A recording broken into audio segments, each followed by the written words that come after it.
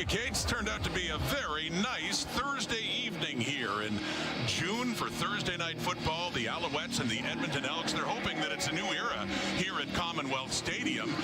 But of course, to prove that, they've got to be one of the top teams in the CFL last year. And of course, the 2-0 start for the Montreal Alouettes, Dwayne.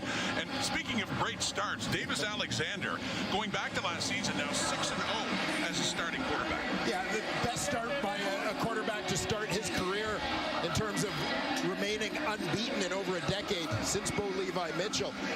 Absolutely terrific. Career high in passing yards for Alexander last week as well. And of course, on the other side, Trey Ford, new offensive coordinator for him and Jordan Maximic last year. You see those 9 wins as an Elks starting quarterback, looking for number 10 here tonight in the home opener. This is Mark Killam's first season as a head coach in the CFL. He was born in Edmonton, back home after 20 years with the Calgary Stampeders after the 0-1 start after the loss in BC. And hey, this is home for Jason Moss, longtime player here. He was a head coach here, but he has had some great success now in his 3rd season as head coach in Montreal, including the Grey Cup in 23, a 2-0 start. There's Arkell Smith.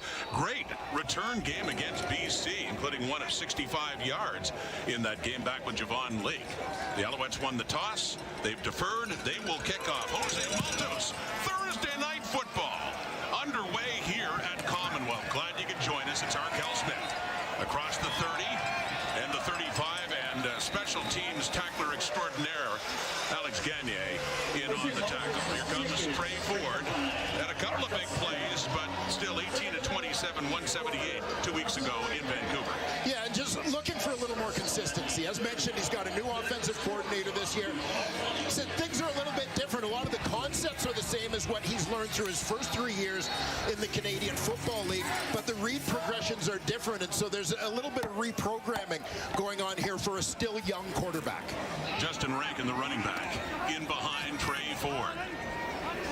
His 4th year to the University of Waterloo, handing off to Rankin. Second half of the season last year, Rankin really came on at over 700 yards of rushing. So we take a look at this Edmonton Elks offense. Happy to welcome Brett Boyko back at the right tackle position. One of 4 Canadians starting on that offensive line. In the receiving core, Keon Julian Grant faces his former team, the Montreal Alouettes, for the first time in his career. He moved over to Edmonton as a free agent this offseason. One of the ex-Alouettes, Cody Fajardo as well, the backup to Trey Ford in this one. Gain of 4, Rankin. 2nd and 6 from the Edmonton 42. And it's Ford. How many times are we going to see this tonight? Steps up, escapes the pocket, gets it up near midfield. The legs of Trey Ford. And a first down for Edmonton. Yeah, and here Trey Ford sees an opportunity. Isaac Berglund gets upfield on the rush, creates a bit of a gap. Ford uses his legs, gets outside. Nice decision as he comes towards the sideline here. Justin Rankin passes up a sort of a crackback block on Darnell Sankey that likely would have been penalized. Good decision, good discipline there for the Elks running back. He was their leading rusher in BC 2 weeks ago. 6 carries for 54 yards, not to mention the scrambling he did to set up the pass. So up near midfield, call it a gain of 11, but a first down for the Elks. Trying to get this offense moving. Yards coming at a premium against the Lions back in week 1 from the Edmonton 53.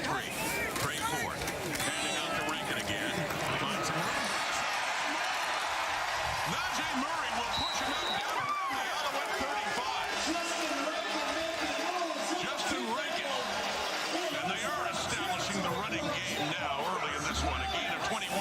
Yeah, and you heard Enoch Mwamba allude to this in studio in the pregame.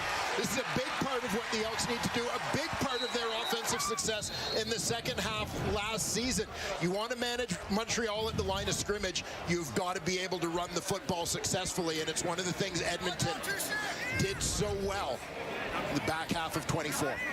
21 yards down to the Montreal 36. First down, faking the handoff, tossing it off to the left to Julian Grant. And he is met there by some teammates right away, including ex-teammates. Wesley Sutton got it started, and they end up losing a little bit of yardage. 3-yard loss for the Elks on that one. Yeah, taking a look at this Alouette defense, Sean Oakman Had a deflection that created a pick six for Wesley Sutton last week, former Elk. Taiwan Mullen takes over at that nickel linebacker spot, making his third start of the season. Former corner at Indiana University. And there is the aforementioned Wesley Sutton, who had the first contact on his former teammate Keon Julian Grant on the last play. A loss of 3. Back to the Alouette 39. Opening possession, Thursday night football. Edmonton. And the second down and 13. Throwing to the right. It is caught by Stephen Dunbar. Kavion Ento has him wrapped up. A flag does come out on the play by Ento. Not nearly enough for just barely to get back to the line of scrimmage. We'll see what the penalty is. Procedure, no end. Edmonton. Penalties decline. It's third down. So a third down coming up. Good job, Larry. Good job. For Mark Killam, his second game as a head coach, and his field goal kicker is the rookie Vincent Blanchard, who missed 2 last week, or game 1 in Vancouver. He also missed an extra point, hooking that one to the left. All 3 of them were, but Killam had said this week still have lots of faith in this kicker, who does have a booming leg. And gets a shot here from just outside the 40 to get the first points on the board. It is through. Field goal, Blanchard. Points on the board, Edmonton. Opening drive. The 3-0 lead. So Davis Alexander. Best start to a career by a CFL quarterback since Bo Levi Mitchell back in 2014. Can he improve to 7-0 to start his career? Davis Alexander got 4 starts last season. He won them all, and 2-0 this year. So with one more win, Dwayne can match Bo Levi Mitchell and Jeff Garcia for the second best starts by a starting quarterback. Well, that's a pretty lofty company already. You look at the names on that list. If I'm not mistaken, by the way, the guy at the top of the list, Danny Mack, celebrated a birthday this week. Oh, Danny Mack. Great career that he had. Alexander takes the handoff, rolling out. It's Tyler Sneed, who had a great game in Ottawa last week. 151 yards receiving that Owls offense. And taking a look at the offensive line, Donnie Ventrelli, one of 3 Americans on that O-line. He's going to start at the right guard position. Alouettes had 2 receivers over 100 yards last week, and Sneed and Mack happy to welcome Charleston Rambo back to the lineup this week as James Letcher started in his place in week 2 in Ottawa. 2nd and 10. Under pressure. Steps up. Alexander takes off. And he can run too. He gets it up across the 50. Enough for a first down. Move those sticks. An 11-yard gain for the Alouettes quarterback. Well, both quarterbacks getting it done with their legs in the early going here. Elks supplying the pressure, 5-man rush. Nothing coming open for Davis Alexander. You get a glimpse of his athleticism here as he gets out on the perimeter. He has over 60 yards rushing this young season. Game 3 for Montreal. First quarter, first possession, Alouettes. And the handoff right side picks up just a couple of yards for the running back, Stevie Scott. And great D-line. You heard Davis Sanchez talk about Robbie Smith in the opening, one of 4 former Toronto Argonauts on that defensive line.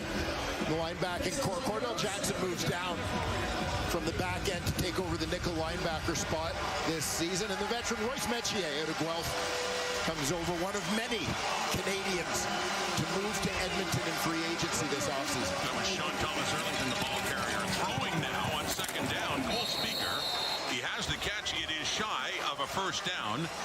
Speaker in his 4th season, and up near midfield, up across midfield, but still a third down and about a yard is coming up.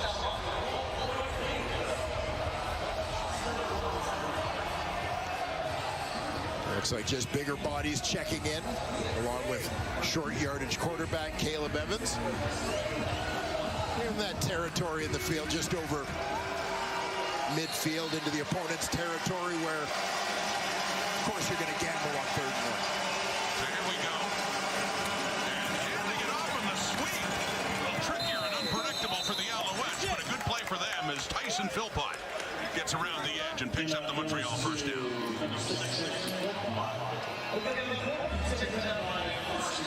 You see Tyson Philpott coming in motion. He's going to take this around the outside, and I love the creativity. Force the defense to defend, even in short yardage. Defend every gap, sideline to sideline.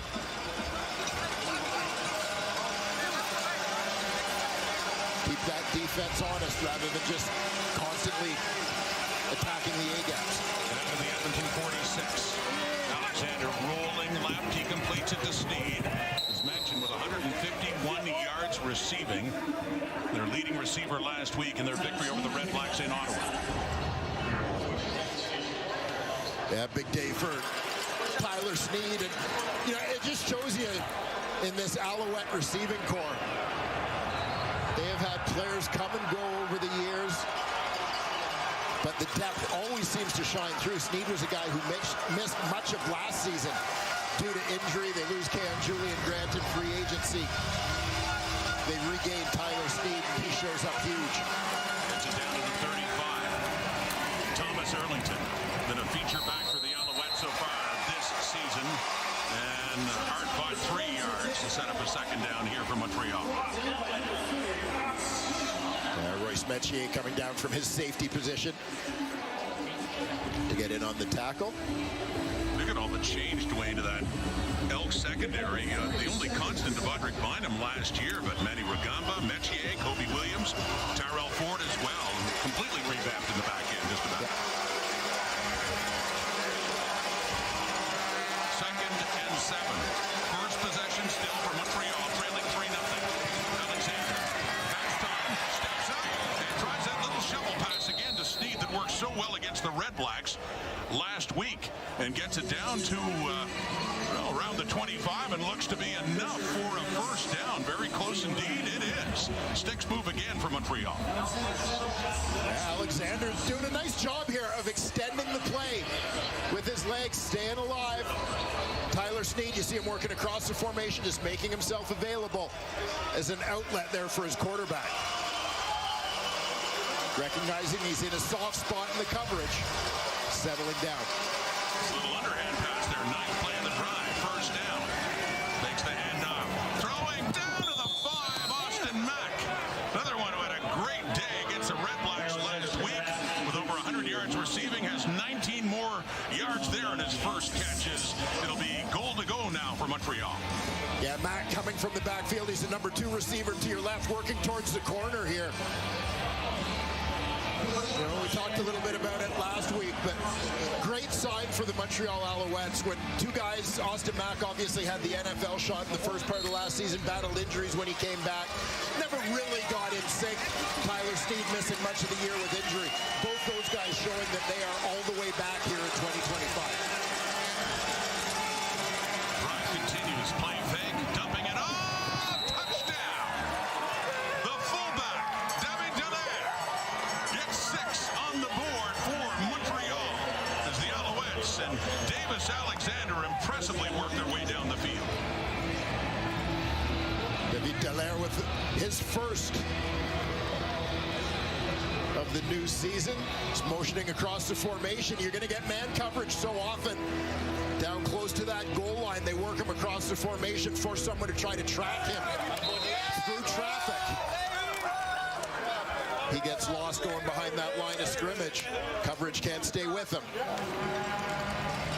Easy 6 for the Owls. And Alexander used a variety of receivers, capped off with Dallaire, and the point after by Jose Malto. So the 4th catch of the season for Dallaire, and as Dwayne mentioned, his first touchdown, a 20-25, gives Montreal the lead. Thursday night in Edmonton, 7-3 Owls.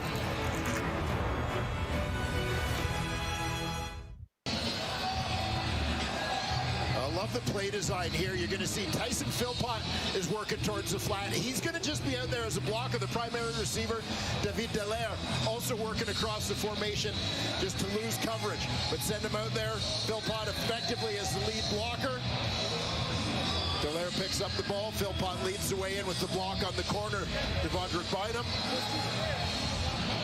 Easy 6 and an Alouette lead here in the first quarter. After 10 plays, 70 yards in just over 5 minutes, and a great response. 4 different receivers used by Davis Alexander, including that man. Product of Laval, Rougeor, touchdown, Dallaire, 7-3 lead. Maltos with the kickoff. And back for it again is Arkell Smith at the Edmonton 15. And runs into some traffic after a 21-yard return just over the 35. First time out for Trey Ford in this game. Marched him down close enough to get a field goal in the first points of the game.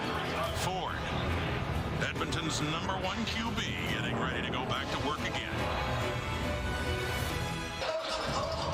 In Edmonton's first game of the season in week 1, Trey Ford didn't have the greatest passing performance, Dwayne, but it is his legs, as we've seen before, that forces defenses to respect him. Yeah, it just gives you another weapon to defend, forces you to defend really sideline to sideline when Trey Ford is in there. Contained, obviously so important. He has that ability to make teams pay if he can get to the outside. He's already done it once here against Montreal. Here we go, 7-3. Elks now trail back to Rankin as he's trying to grind it up to the 40, but runs into a wall of Alouettes after a gain of 3. Well, Trey Ford looking to climb this list. He and Nathan Rourke both opening this 2025 season as starting quarterbacks for their respective teams. See Russ Jackson and Frank Cosentino atop the list. A couple of guys who played regularly in the quarterback position throughout the 60s.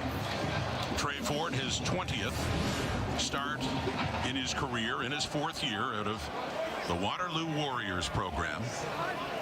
And now the undisputed #1 to start this season in this new regime in Edmonton. Pressure coming. He escapes Isaac Eddie Berglund. And he gets up across the 40 on that carry. Still just 2 yards. A lot of running to pick up, too. And a third down coming up. They'll have to kick it away.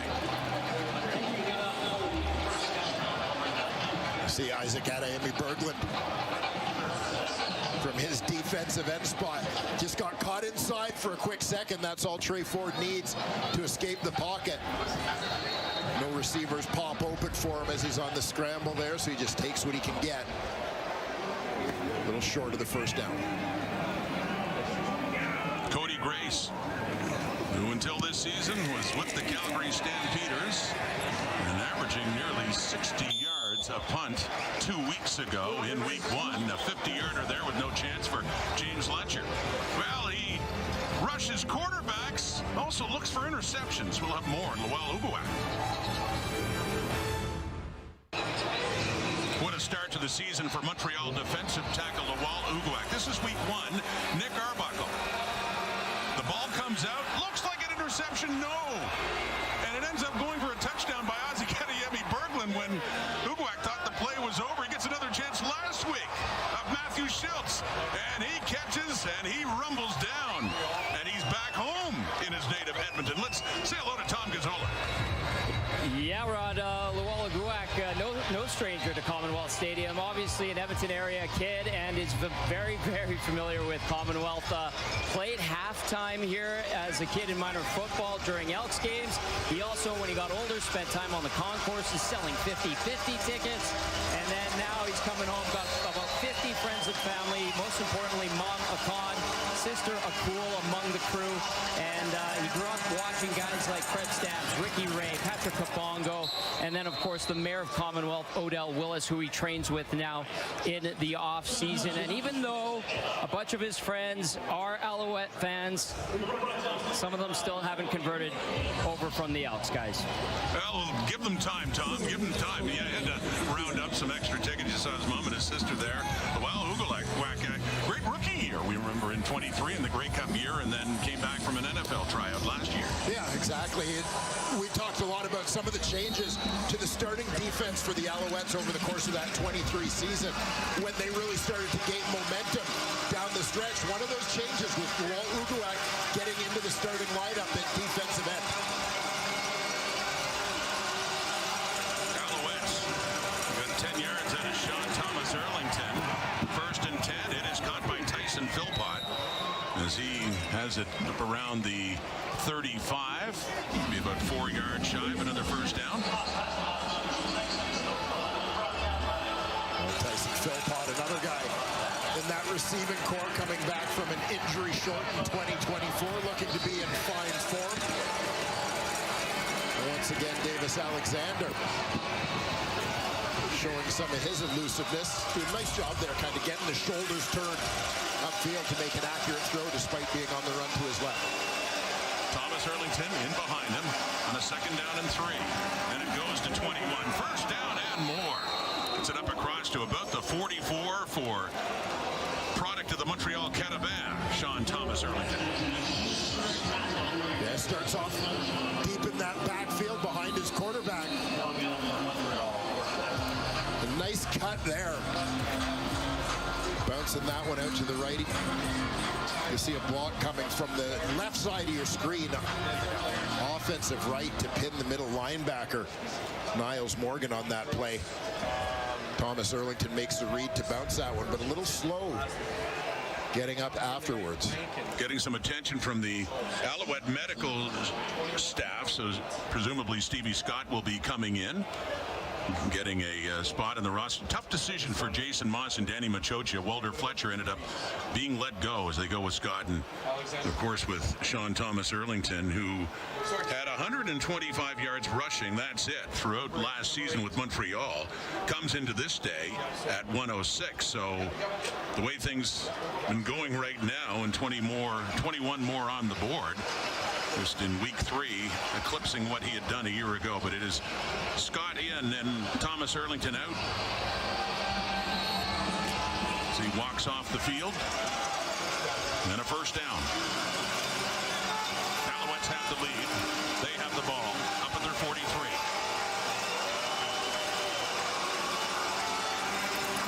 Faking to Scott with time to throw. Deep look for Charleston Rambo. Rambo down around the 10. Had to miss last week for personal reasons. Back in the Alouettes lineup, and the biggest play we've seen of this day. This is an absolute strike from Davis Alexander. Great protection, allowing this one time to develop. Charleston Rambo's helmet does not survive contact with the ground, but the ball does for a huge 54-yard gain on the play. Montreal red zone season here. Came in with 3 catches for 36, so gets that and then some on that 54-yarder. So Montreal's in business again. Very quickly down to the Edmonton 13, looking to add to that 4-point lead. Pressure's coming. Alexander, end zone, touchdown. Tyson Philpott, his 2nd touchdown of this season. And the Alouettes do indeed take the initiative here at Commonwealth Stadium. I love the way Tyson Philpott tracked this football and just went and got it. He's right on the left edge of your screen. Disappearing in motion, working towards the corner. Just following that one over the shoulder, aware where he is relative to the boundary. Reels it in. 5 plays, 91. So 5 plays, 91 yards, and a touchdown. 2 possessions for the Alouettes in this game, both resulting in touchdowns. The point after from Maltos as he puts that one through. So we get a 14-3 game. First quarter, still 1:19 to go until quarter time.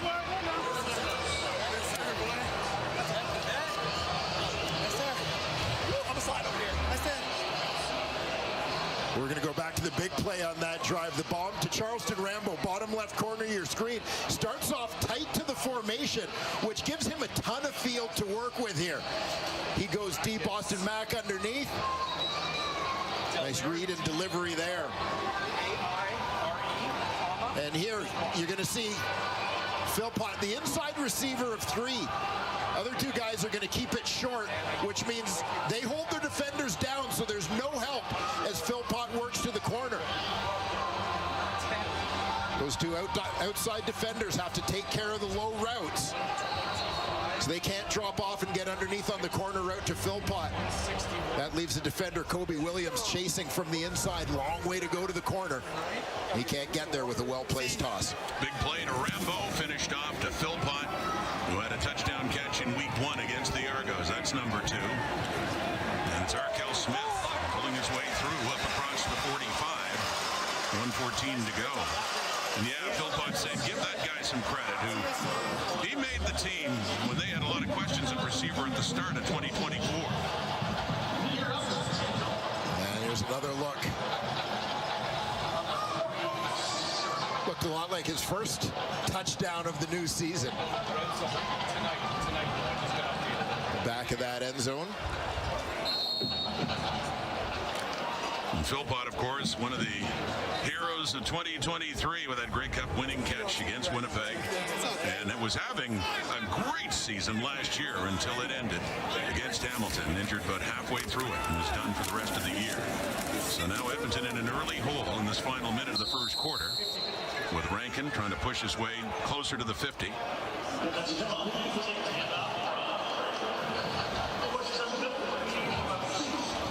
Isaac Adeyemi Berglund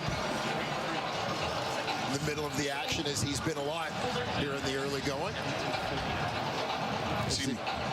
Edmonton head coach Mark Killam, Adeyemi Berglund, one of his former charges. Killam was the special teams coordinator for many years in Calgary before making this move back north. And Adeyemi Berglund, started his career with the Stampeders. Had several years there before making the move over to Montreal.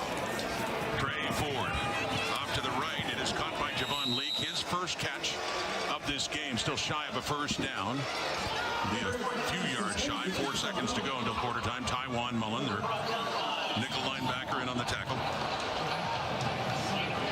Yeah, a couple completions out to the perimeter for Trey Ford in the early going, but nothing where he's had to deal with those trees in the midst of the defensive line that we talked about for the Alouettes in the opening. James Letcher, mentioning Rambo didn't play last week in Ottawa, so Letcher, not only a returner still, but a receiver, and he scored a touchdown, his first as a receiver in the CFL last week in their victory over the Red Blacks. Cody Grace, his second punt of this game. Letcher back inside his 10, does take it. Punt of 48 yards, and not much of a return there. Good coverage. Josiah Shakel. Joel DeBlanco in on the punt cover. And Tanner Green as well for the Edmonton Elks. So Edmonton's down, but they do have the Alouettes hemmed deep in their zone. Montreal's offense, 2 possessions. Down they go into the end zone. A couple of touchdowns. 14-3. Alouettes through 1. The numbers through a quarter. It's the Alouettes in front by 11. Offensive numbers, a big difference here. Just 5 yards passing for Trey Ford in Edmonton. Davis Alexander, that offense hasn't missed a beat through 2 possessions, couple of touchdowns. Yeah, the offense has been a big part of the story. Maybe tired of that defense stealing the headlines in the early part of this 2025 season. But when you're Edmonton, you need to find some consistency, and it's not always about putting points on the board. But the fact is, you're getting into a little bit of a trend of the defense being on the field a little bit too much in the early going. So the offense just needs to find some consistency even to give their defense a chance to compete here. They ran the ball well, Edmonton did, in their first possession, led to a field goal, but mentioned Ford's just 3 for 3 for 5 yards, as Montreal has 3 times the net offense so far in this game. Alexander looking to add to that.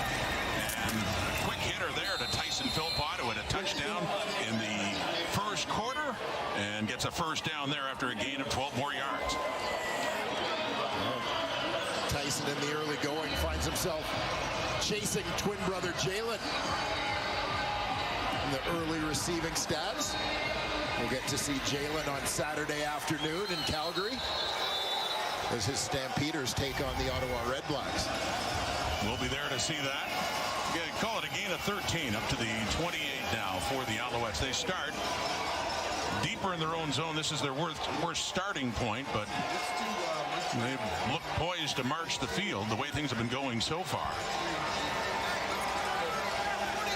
Alexander 9 for 10 for 138, a couple of touchdown passes to Dallaire and to Philpott. First and 10 from the 28.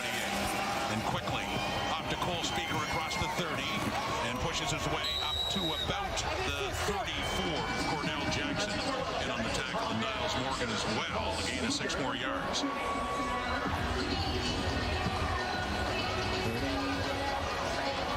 We see Niles Morgan and Nick Anderson side by side. Here the Alouette receivers setting up the blocking for Cole Speaker. A little bit of a forgotten man in the early going this season, but the Alouettes' leading receiver a year ago, over 800 yards. Pressure. Alexander gets rid of it, and that one is off the hands of Philpott with Tyrell Ford in on the coverage, and they got some heat on Alexander, and so for the first time in this game, we're going to see Joseph Zima as Montreal be forced to punt it away. Yeah, this is a big stop. From the right side of your screen, you're going to see Nick Anderson. He finds himself matched up with the back, Stevie Scott, in the game in place of Sean Thomas Erlington. Anderson manages to get the hurry as that one glances off the fingertips of Tyson Philpott. So the Elks defense holds. Zima to punt it, standing around his 20 with Javon Leake, the lone one back for it for Edmonton at his 30. 45-yard punt, he cuts it back inside. And down he goes, not much further there. Nice night in Edmonton to start week 3. Thursday night football at Commonwealth. Alouettes lead at 14-3. Scan the QR promo code on screen to get 35% off Crave monthly plans for your first 3 months and stream the biggest blockbuster movies and hit series you can't stop watching. That's on Crave, proudly Canadian. Thursday night, Commonwealth Stadium in Edmonton, and the Elks home opener coming in at 0-1, and they're in an early hole here against the 2-0 Montreal Alouettes, who lead it 14-3. But Montreal just punted for the first time in this game, so Trey Ford back to work, shot open. In pursuit, 2, chasing number 2, and that one intended for Zach Mathis goes incomplete. Goes incomplete. I like the play call, though, in terms of moving the pocket around a little bit for Trey Ford as we take a look at the Elks' recent starts to seasons. Yeah, no, I mean 0-3 in 22, but 0-9 in 2023 before they finally won in Hamilton. And last year, 0-7 start. So for Mark Killam, all the years in Calgary, hired his first head coaching job and tasked with the big mountain to climb for the organization in terms of getting into their winning ways again. It's just game 2 and trying to get something going here on the 2nd and 10, and forced out of the pocket and throwing, though, and completing it 2 to Stephen Dunbar, but still shy of a first down by a few yards for Edmonton.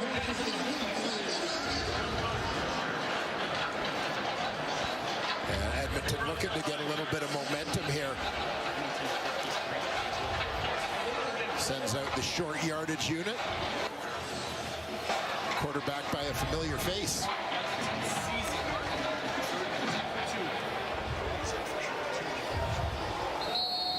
They're 2 for 2 in 3rd and short. And it is Cody Fajardo. Ex-Alouette against his old team. Flags come out. He does have enough for the first down, but pending the flag.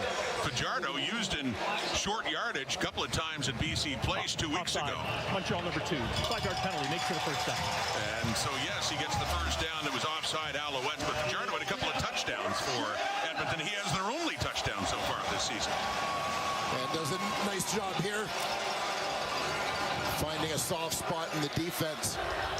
Picking his spot, ducking his shoulders, and getting that ball upfield to move the sticks. Nice follow-up here by the Edmonton offense following that big stop from their D. Looking to get a little bit of momentum here in the first half of this ballgame. Must be a strange feeling for Cody Fajardo. 2 years as the Alouettes quarterback, and now against them. Javon Leake, and he gets away from that tackle. Heading right, and he gets about another yard, pushing Kavion Ento there, and a first down carry. Well, Javon Leake getting involved in the offense last year was a big part of that shot in the arm to the Elks running game. You had Trey Ford at quarterback, Justin Rankin bursting onto the scene, Javon Leake taking snaps at running back for a guy who had been primarily a special teamer. Kevin Brown, who had been so good for Edmonton the year before, was still in the mix as well. But that run game was such a catalyst for them really offensively. Yeah. They're one of the top teams in net offense last season. So picks up 4, 2nd and 6. After the Leake run, he stays in the backfield. And it's thrown off to the left to Zach Mathis at the 40. And a first down for Edmonton.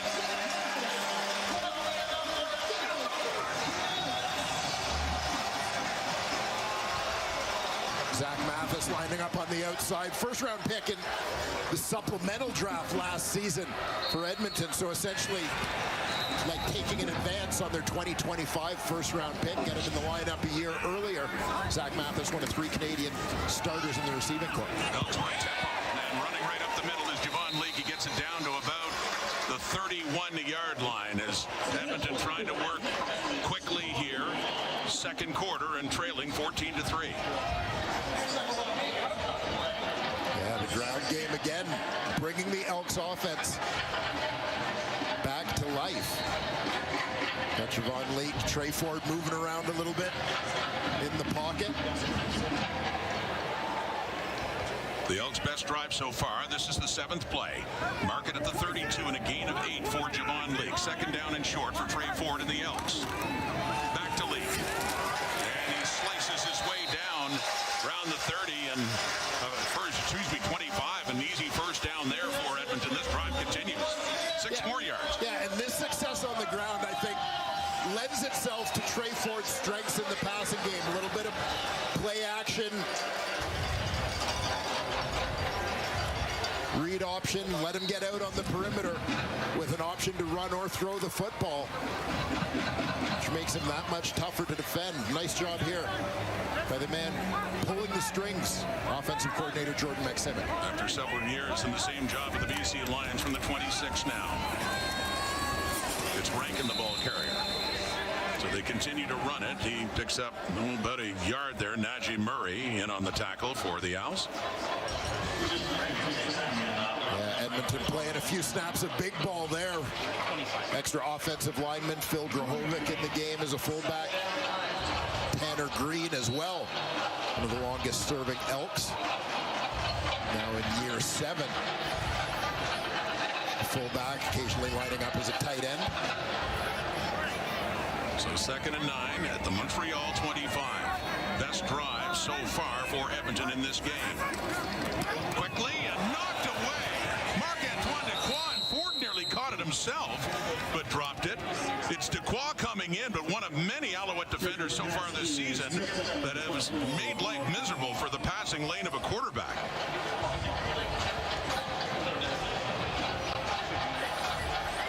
It could be anybody lined up at the line of scrimmage in Montreal's defense as they move people around. Marc-Antoine Dequoy this time is coming off the edge, very aware. If he's not going to get there, he's going to get his hands up. And we're going to assume that Trey Ford dropped that on purpose to protect the field position, as he would have lost yards. He would have. It's Blanchard in. He's 1 for 1. We'll call it 2 for 2 now. Vincent Blanchard so having a better night than in week 1. Well, often it's been D lineman for the Alouettes. This time the safety. Dequoy coming in to knock it away. 14-6. Montreal still leads. Tonight's backup quarterbacks were the starting QBs on the other team last year. McLeod Bethel-Thompson moving over to the Owls after Cody Fajardo had left. Montreal had made its decision to go with Davis Alexander, and he ends up in Edmonton. Yeah, a couple of veteran guys trading places. Fajardo particularly interesting, right? Grey Cup winner in 2023, best record in the East in 24, but the Owls moving on. It was Fajardo to Philpott to win the Grey Cup back in 23. Philpott, touchdown tonight. He's got another catch there. Cody Fajardo, yeah, career, remember Saskatchewan before that, started with Toronto, had briefly a time in BC, but you look what at his career, really, and very good numbers, and you know that legacy, they could never take that away, that final drive, the championship run for the Alouettes in 2023. Throwing again, it's Rambo, the big catch, a 54-yarder in the first quarter. So those were the numbers of Cody Fajardo in his career. McLeod Bethel-Thompson, a couple of Grey Cup rings. He was on the team in 17 with the Argos, and of course 2022 as well.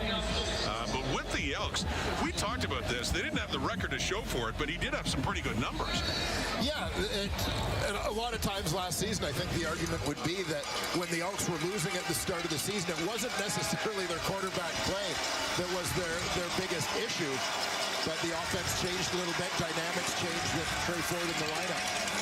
Alexander throwing again to Philpott again. Second down. His fifth catch, this one, a second down coming up halfway through this second quarter.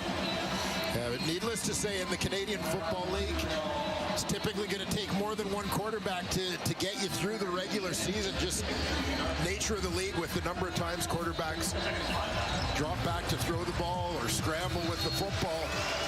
There are going to be injuries, and these are a couple of pretty good insurance policies for these two teams to have. Boy, you're not kidding.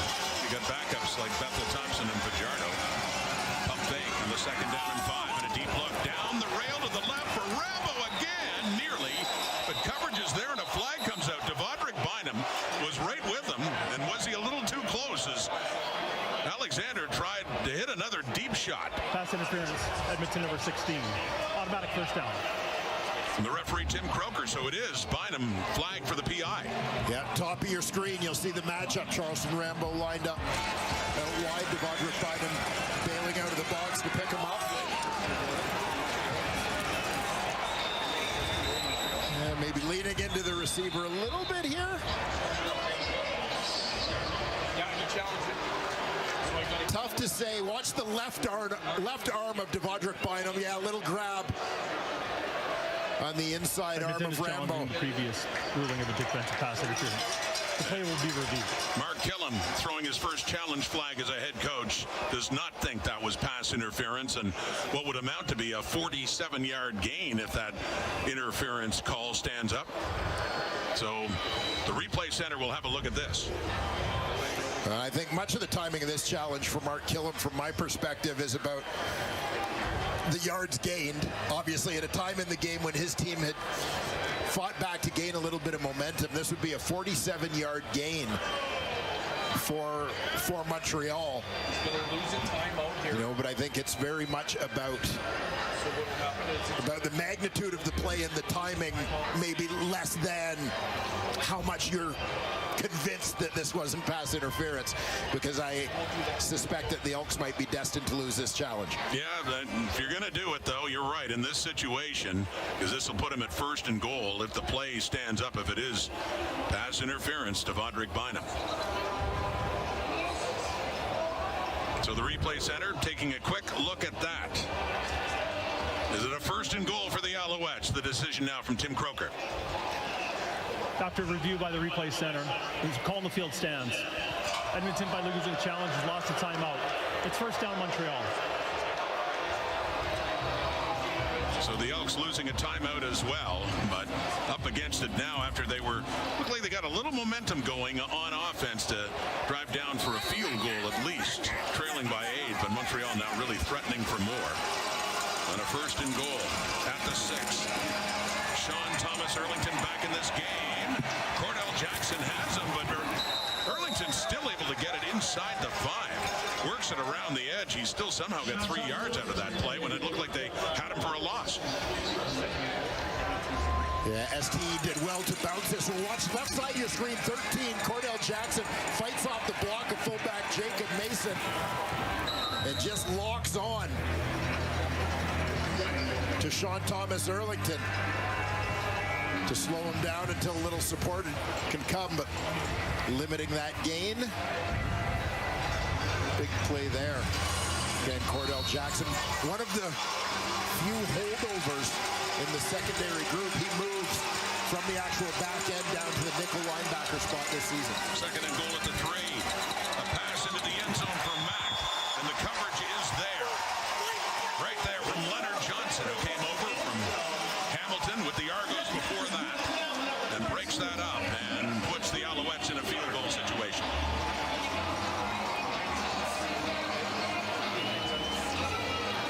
on the outside, far right of your screen. Austin Mack gets a good release.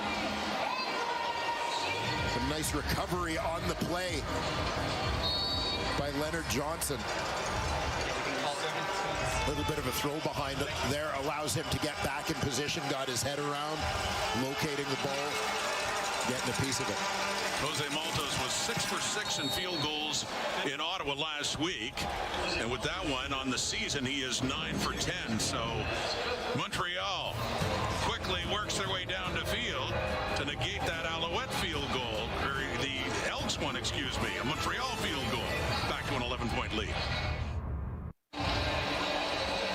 Ford's got his hands full today. He's also got a full house at home, Tom, I understand. Yeah, indeed, Rod. He's trying to build familiarity here at Commonwealth with Jordan McSimic and the new playbook. He's also doing some building at home. First time he bought a house here in Edmonton. I know he's been here for a couple of years. And he's also doing renovations, guys. It's a full house, like you said, Rod. He's got brother Tyrell in there. His wife and his daughter came in for the bye week. And then, by the way, wide receiver Zach Mathis is in the home. And you got to have someone in the basement. Well, that's Arkell Smith. And during the offseason, he was doing renovations to the house. He says brother Tyrell is better on the field and skill-wise than he is with a hammer. The renos are on pause, guys, because he's trying to build something here at home at Commonwealth with the rest of his Elks family, and that making it an uncomfortable visit for opposing teams. Hey, Tom, he might have to build an addition. Forget the renovations. If he keeps adding teammates as roommates with his family as well, that's Justin Rankin, an 11-yard gain. Yeah, pretty good play to build on right there for the Edmonton Elks. Justin Rankin in the ground game. Nice physical run to move the sticks.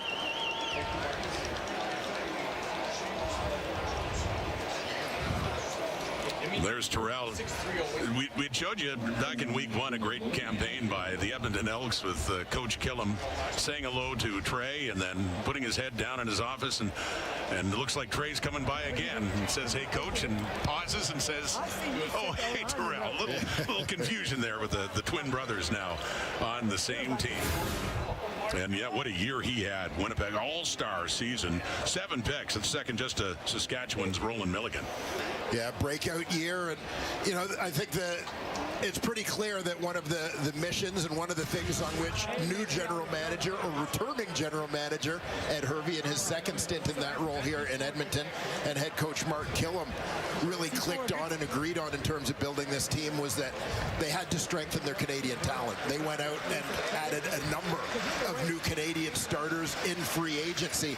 Edmonton actually starting 10 Canadians in this ball game. Terrell Ford obviously among them. Royce Metier, Robbie Smith on defense. Keon Julian Grant coming over on offense, as well as Gregor McKellar on the offensive line. David Beard at center. Repatriated to Edmonton, a big ad as well. Dylan Wynn, the injured Alouette, off. I did ask Terrell about the not the novelty, but you know, the idea of playing on the same team as Trey, and he said it was stranger not being on his team. They've been there most of the way in college and minor football as well, and now in the pros. The Ford brothers back together, and back to Justin Rankin on the ground now, and that 1st and 10, and a flag comes out.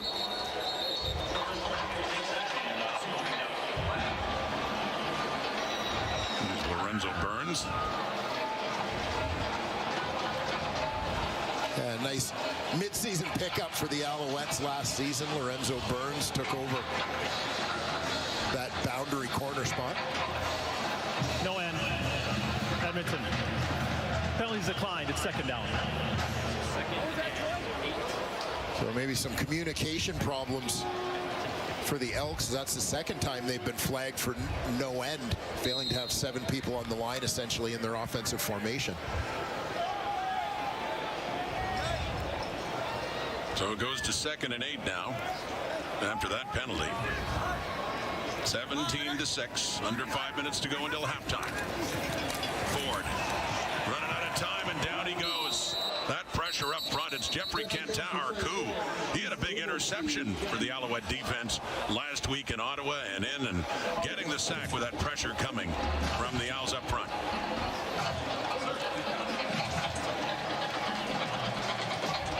Cantar-Arcou looping all the way around here to track down the quarterback, Darnell Sankey, as well. Another linebacker up in the line of scrimmage. Looked like Trey Ford's knees were down before he was able to get rid of that football, which obviously will change the ball spot of carrier the is ball. down with contact at the 45-yard line. It's third down.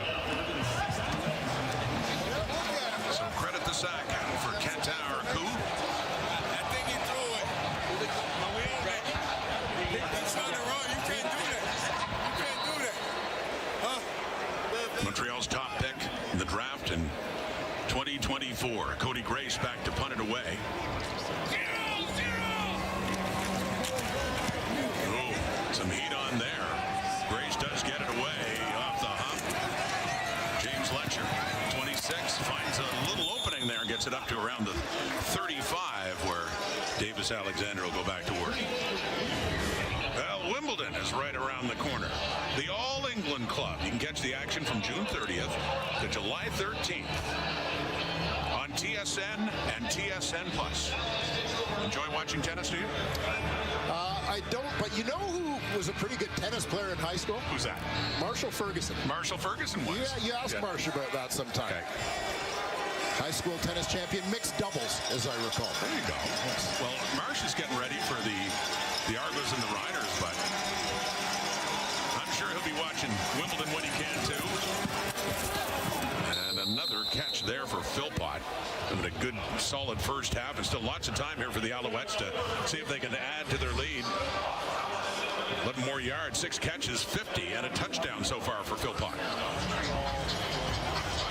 Yeah, off to a terrific start. So great to see him picking up where he left off when he was injured last season, as you mentioned, Ron.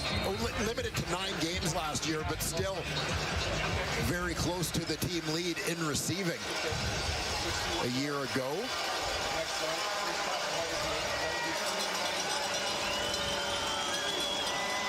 Stevie Scott in the backfield stays in to protect. Another deep shot. Alexander, flag comes out. And Johnson is right there, stride for stride with Mack, who puts his hands in the air, but they were close together. That flag came out before the ball arrived in their vicinity. But it looks like it's going against Edmonton. A number of defenders back deep. Austin Mack towards the top of your screen, the only deep route, but maybe some early contact.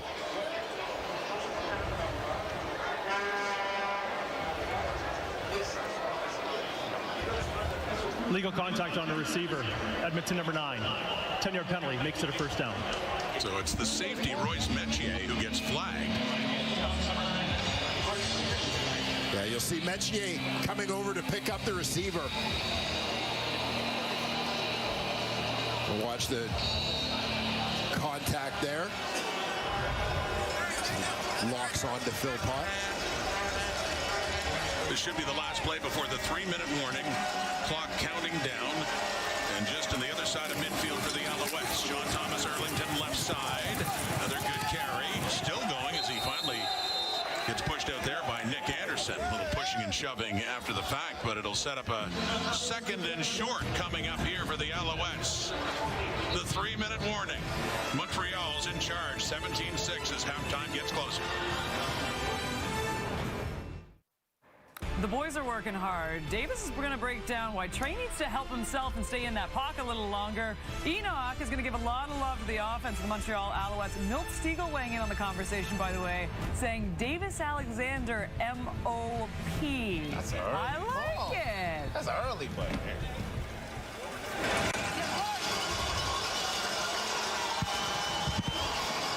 Thank you, Kate Burness. Halftime, the panel coming up. And Stevie Scott, the running back, late in this first half, 2:41 on the clock. And a 17-6 Montreal lead. Stevie Scott, who earned a job on this roster, spent most of last season on the practice roster, persistent, and one of the best players in camp, really noticed by Jason Moss for his energy the entire training camp. You talked a little bit earlier about the tough decision to release Walter Fletcher, and Jason Moss had nothing but positive things to say about Walter Fletcher, but he was banged up a little bit during camp, which presented an opportunity for guys like Stevie Scott, Sean Thomas Erlington, Travis Tice, who's played the first few games, and they all showed out, seized the opportunity, and ended up winning jobs. There's the ball in his hands again, and a pickup that takes it down to about the 38, a pickup pickup of 4 for Stevie Scott. It's one of the things that stands out about this Montreal team is the depth that they possess.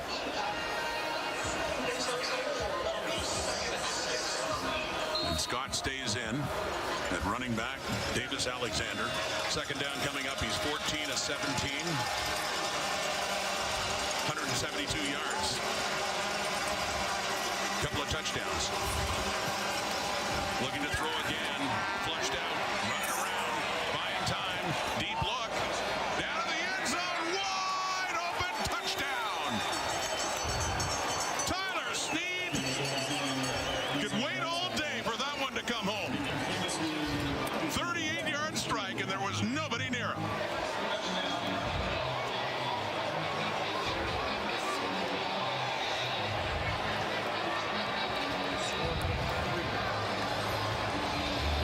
Well, Davis Alexander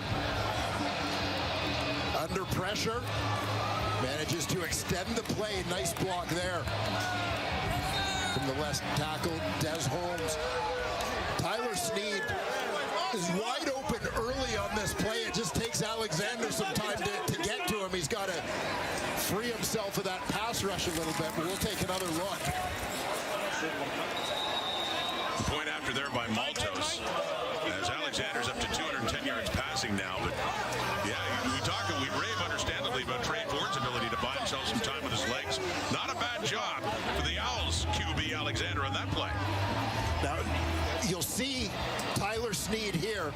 The corner is going to sit down on the flat. Watch Sneed once he gets in behind the corner, and he knows he's wide open. Jumping up and down, waving his arms, playground style. It does the trick to get the attention of his quarterback for another Alouette touchdown. Must have just seemed like an eternity for Sneed when he knew how open he was. Will that ball ever get here? Yeah. But good on Alexander to find the time, and Jason Moss coming out to agree with that. And for J.C. Sherrod and that the Edmonton Elk defense, pardon me, that's a tough one in this first half. Montreal's offense is having its way, and that man, Sneed, for the second straight week, is a big part of it. Well, I'll leave it to the likes of the panel to discuss who might be the best receiving core in the Canadian Football League, but I think we got to talk a little bit about the Alouettes, don't we? Well, when you look, as I say, the adjustments they initially had to make 2 years ago in their Grey Cup year.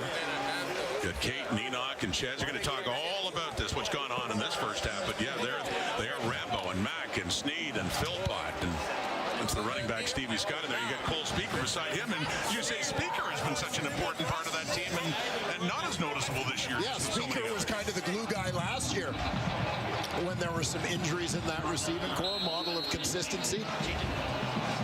Guy a little bit like Davis Alexander, who had been around the team for a couple of years and grew into a bigger role. Under 2 minutes to go till halftime. It's Rankin on the move, and his best run of the day across midfield. Finally hauled down by Wesley Sutton. Very quickly running into the Alouette zone and a 25-yard gain for Rankin. Yeah, Justin Rankin is having himself a pretty good evening here against the Alouette defense. But you just wonder, as the margin, the lead for Montreal has widened.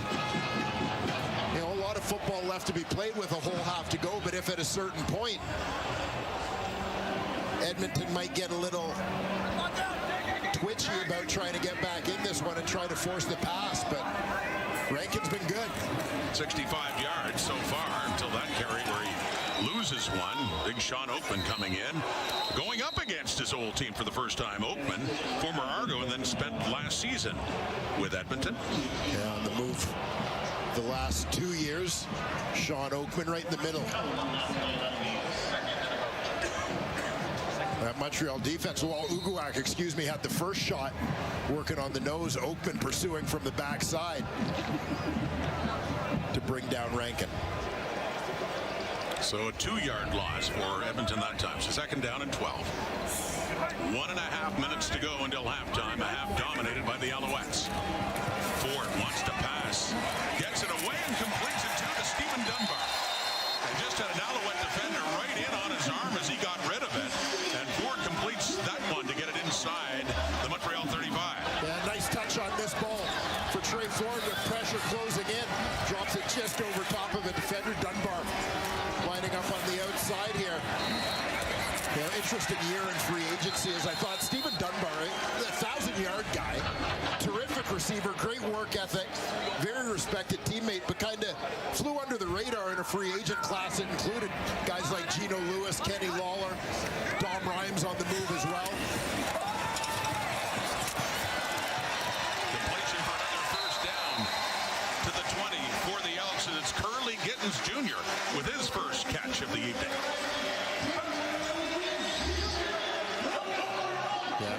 Top of your screen. Curly Gittens Jr. You'll see Dunbar and Arkell Smith getting out in front to block. Great job by those two guys. 1-2. Creating a lane for the Wilfrid Laurier grad and yet another former Toronto Argonaut, Curly Gittens Jr. Edmonton needs a response touchdown before we hit halftime. They're getting closer, down to the 20. Ford chased down by Andy Berglund, completes it, just dumping it off to Rankin, who loses the ball and recovers it and loses 3 yards in the process on that play. Yeah, it was survival mode for both Trey Ford and Justin Rankin on that play. Isaac Adeyemi Berglund in hot pursuit. Uguak in the face of the quarterback. Nice job to get a piece of the football there by Lorenzo Burns on this Alouette defense that is hungry to create turnovers. Big second and long coming up here for Ford and the Elks. Deep look. End zone. Intercepted. Kevion Ento, who went down, and it looked for a moment like Zach Mathis was open for the touchdown, and Ento alertly coming in to steal it away just at the last microsecond. Another big play for the Alouette defense, and timely too, with 18 seconds left until halftime. Just not quite enough on this one. You see Zach Mathis working out of the slot on this one. He's headed towards the corner. Kevion Ento, third season as a starter at that field corner spot.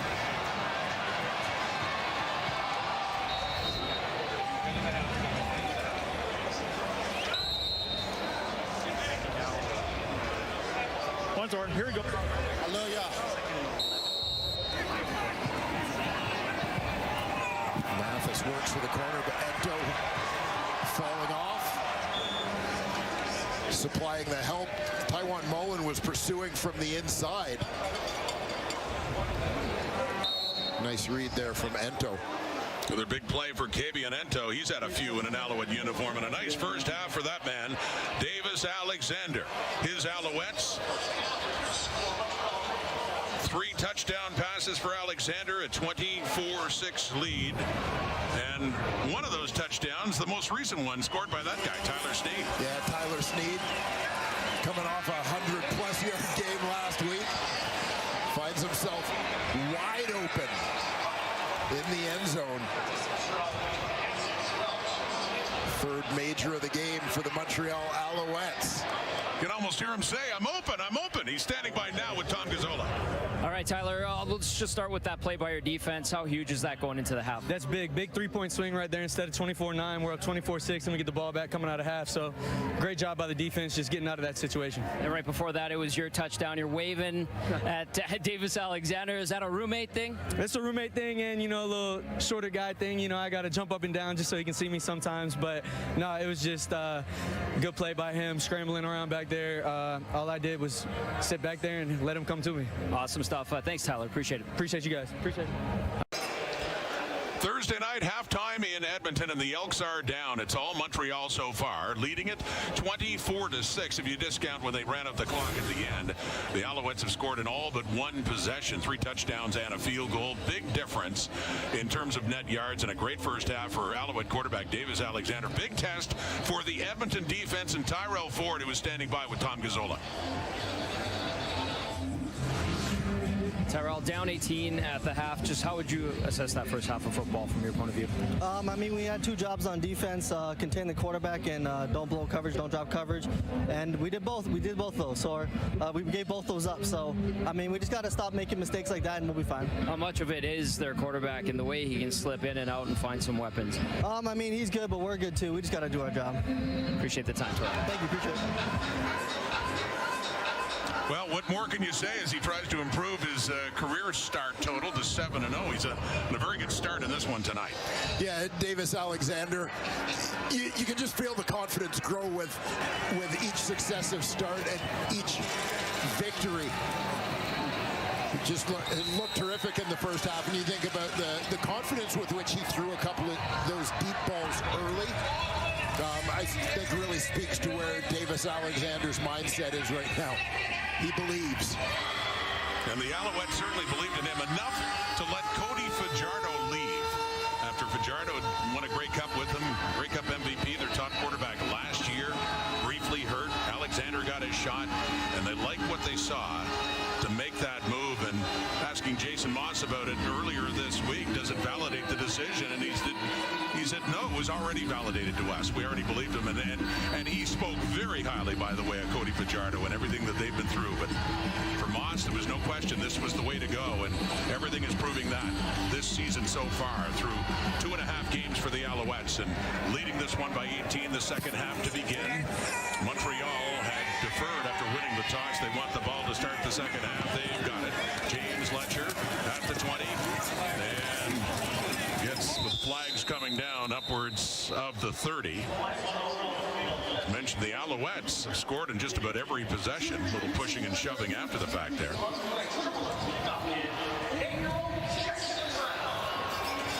We'll await the call as Davis Alexander prepares to go to work here. During the return, holding Montreal number 42. 10-yard penalty. First down, Montreal. So they'll start a little bit further back. They had one possession where they had to start deep in their zone. Out of their possessions, only punting once. Here's another look at that penalty.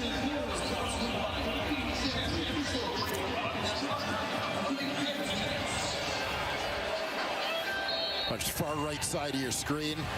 Little takedown around the neck. Terrell Richards draws the flag. Alexander on pace for his best passing performance of his young career. Second half begins on that hitch to Mack, who lost the football. I guess they say no catch. Into the hands and looked to turn around and take off and didn't have the ball. Niles Morgan picked it up, but it's still Alouette football. Looking for a quick hitter to get things started here in the second half. Austin Mack knowing he's got to get upfield in a hurry. Let that one get away. Never a catch, 2nd and 10. Right after 10. Alexander quickly completes it. It was good coverage there just in front of the football, but it is Mack hanging on to that one and a first down for the Owls. Immediately back to Austin Mack, driving up first down yardage. He's got a little bit of a cushion there, so just sits it down.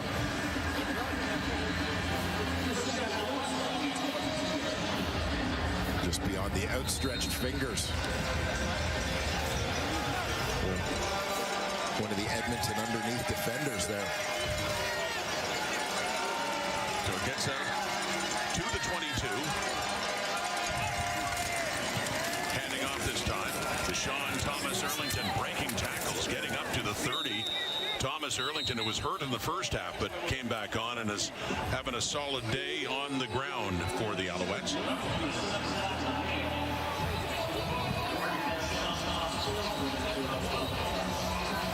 Again, Montreal filling that running back position a little bit by committee. We've seen a lot of Sean Thomas Erlington through these first 3 weeks of the season, but Travis Tice was on the roster for the first couple games. He had a lot of the carries down the stretch as they closed it out against Ottawa. Buying space and on the ground again, and this time with nothing. Robbie Smith, one of the newcomers. Jake Serezna as well, former Argos, in on that tackle to stuff the run, and no gain. A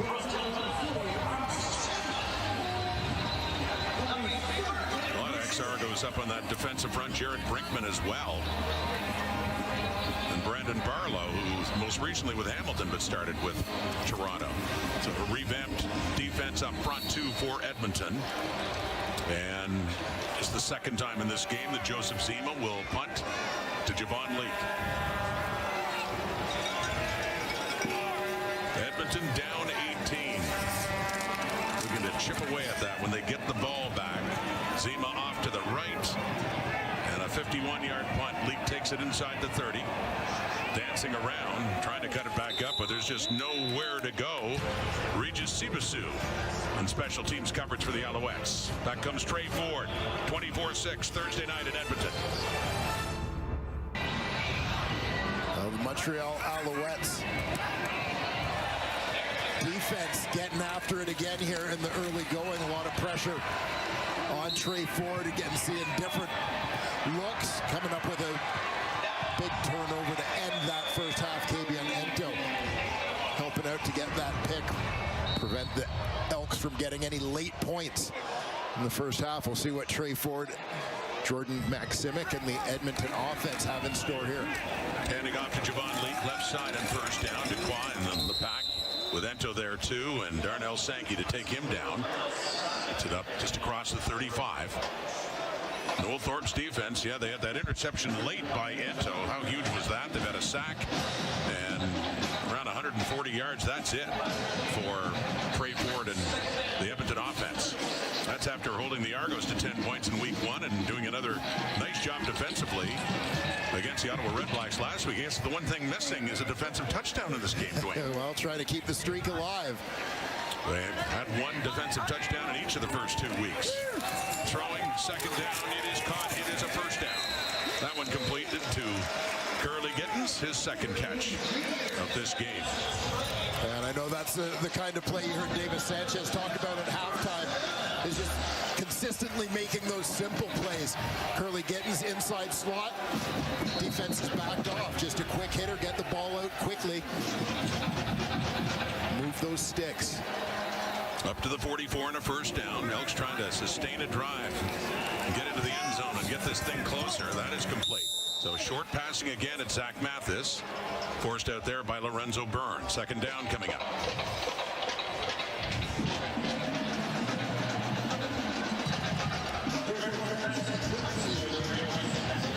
I'm told that Dylan Wynn, their defensive tackle on the Alouettes, got hurt in the first half with a lower body injury. His day is done.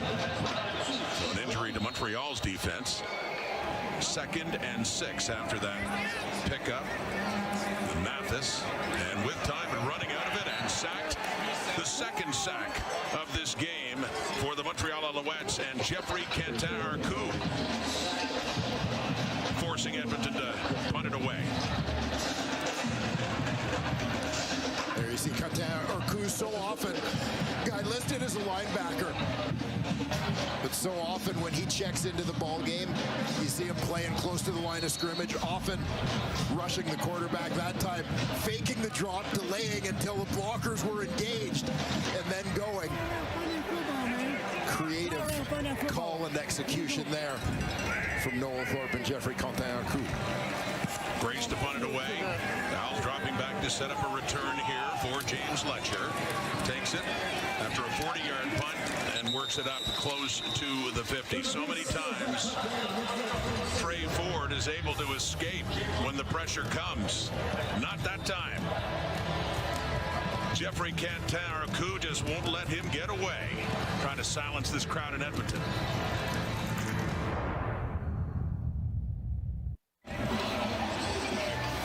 More soccer coming up on the network too. The UEFA Women's Euro. It'll take place in Switzerland from July 2nd to the 27th. You can watch every match live here on TSN. Trey Ford, Cody Fajardo. Fajardo the backup now for being a starter in Montreal. And a frustrating night so far for that Edmonton offense. The Elks in general, they're down by 18, and Alexander back to work. Complete sack to Tyson Philpott and Niles Morgan and Nick Anderson, top 2 tacklers in the Canadian Football League last year, teaming up on that one. Anderson, the Rookie of the Year in the CFL.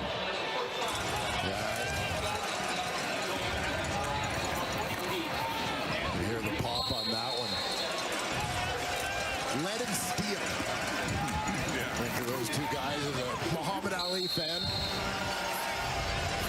gets you, the other one will. Right. Well, what a 1-2 punch they have had in that Edmonton defense. Alexander again. Cole Speaker, not used as often, but ever reliable, and makes that catch for a first down to keep this drive going. Yeah, Davis Alexander spreading the ball around a bit. Look how open the middle of the field is. Two receivers crossing through there. Cole Speaker just sitting down. Easy pickings for Davis Alexander. To the Montreal 47. There's Speaker in his third year out of Wisconsin lacrosse.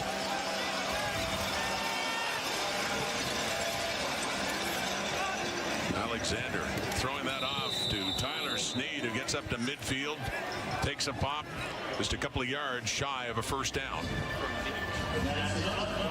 We've seen this look from Montreal a couple of times. Slow down that pass rush a bit with some play action. Hit Tyler Sneed out in the flat.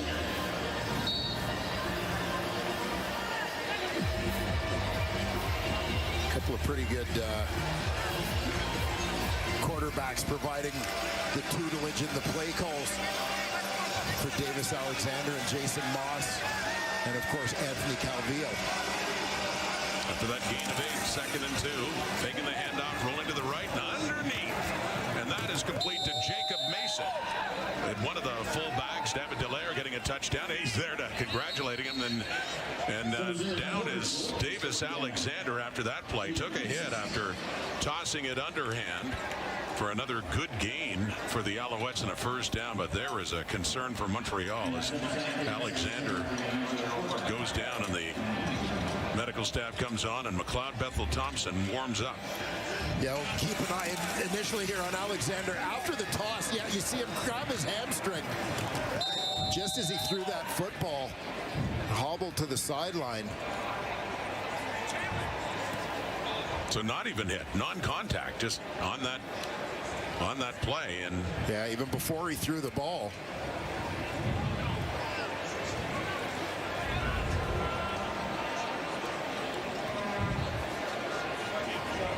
so trying to loosen up, get some attention. We'll see McLeod Bethel Thompson, who played here in Edmonton last year. This was a moment ago. Davis Alexander going off on his own, so a good sign for the Alouettes, Dwayne. After this happened, looked like he's favoring his left hamstring. Yeah, just as he gets out on the sprint. Grabbing high on that hamstring, comes up hobbling, immediately signaling to the bench. Brings on one McLeod Bethel Thompson. They remember him here in Edmonton, and he hands off, so they go with a running play on the first down, and they are in the Elks zone, and McLeod Bethel Thompson mostly with the Argos, but after a year away in 23, he was with the Elks here in 2024, and a look at what he did with Edmonton. Again, pretty good numbers, but an Elks team that struggled to win out of the gate, 0-7 to start last season.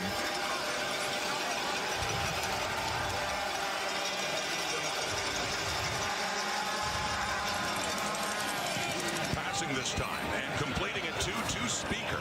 Cole Speaker has it down close to the Montreal 30. A flag does come out. Back at the line of scrimmage.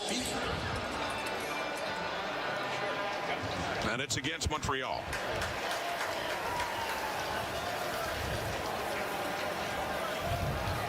Legal block hands to the face, Montreal number 66. 10-yard penalty, repeat second down. That's in the left guard, Pierre-Olivier Lestage, on that second down and 7 play. So instead, it pushes them back to midfield now and a 2nd and long. Keep an eye on that matchup. He had Robbie Smith coming on the inside.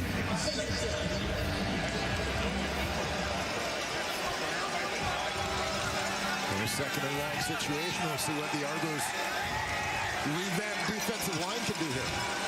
McLeod Bethel Thompson, and he swings it up to Stevie Scott across midfield, but not much more.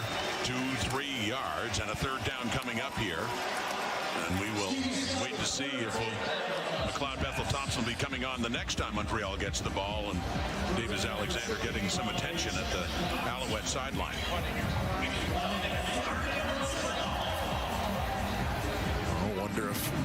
this could prove to be a turning point in this ball game. Zima. Sorry, Dwayne, standing inside his 45.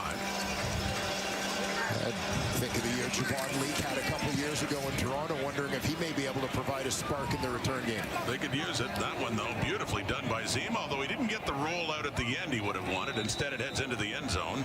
So put another point on the board for the Alouettes on that Rouge. Trey Ford back on. Elks trailing third quarter 25-6. Week 3 in the CFL will continue tomorrow. Friday Night Football. Nick Arbuckle, Trevor Harris, Saskatchewan Roughriders, and A.J. Ouellette. He's back. His old stomping ground in Toronto. And looking sharp in that last game in Hamilton. Devontae Coxey. The Argos off to an 0-2 start. The Riders off to a 2-0 start. Alexander and the Alouette sideline talking to Tyson Philpott, trying to stretch things out. Looked like a problem with his left hamstring, and still hoping to get back into this game. McLeod Bethel Thompson was in at quarterback last possession for Montreal, with the ball in the hands of Trey Ford and the Edmonton Elks right now. And if you look at his last 2 games, Dwayne, he was on pace for a career best start and a high end in passing yardage. That actually came last week against the Redblacks. Yeah, big game, 344 yards through the air for Davis Alexander a week ago, and over 200 in the first half here tonight. 254 when he went out. It's Rankin. So they try to get the ground game going. And down by 19 points past the midway point here of the third quarter.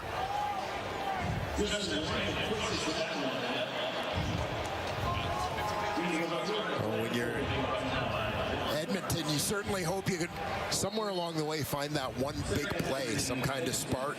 Looked like they might get it with the pass to Zach Mathis late in the first half. Kabianento swooped in and snuffed out those plans. That looked like a touchdown, didn't it? He was he had that window when he was wide open, and Ento closed quickly and had the pick. 3-man rush. Time for Ford. Completes it too. That's Arkell Smith. Had a good opener at BC Place on offense and special teams, and gets a rough ride out of bounds there. After a first down. And that's his first on the night. First catch for Smith. Arkell Smith is just going to motion across the formation, working out into the flat.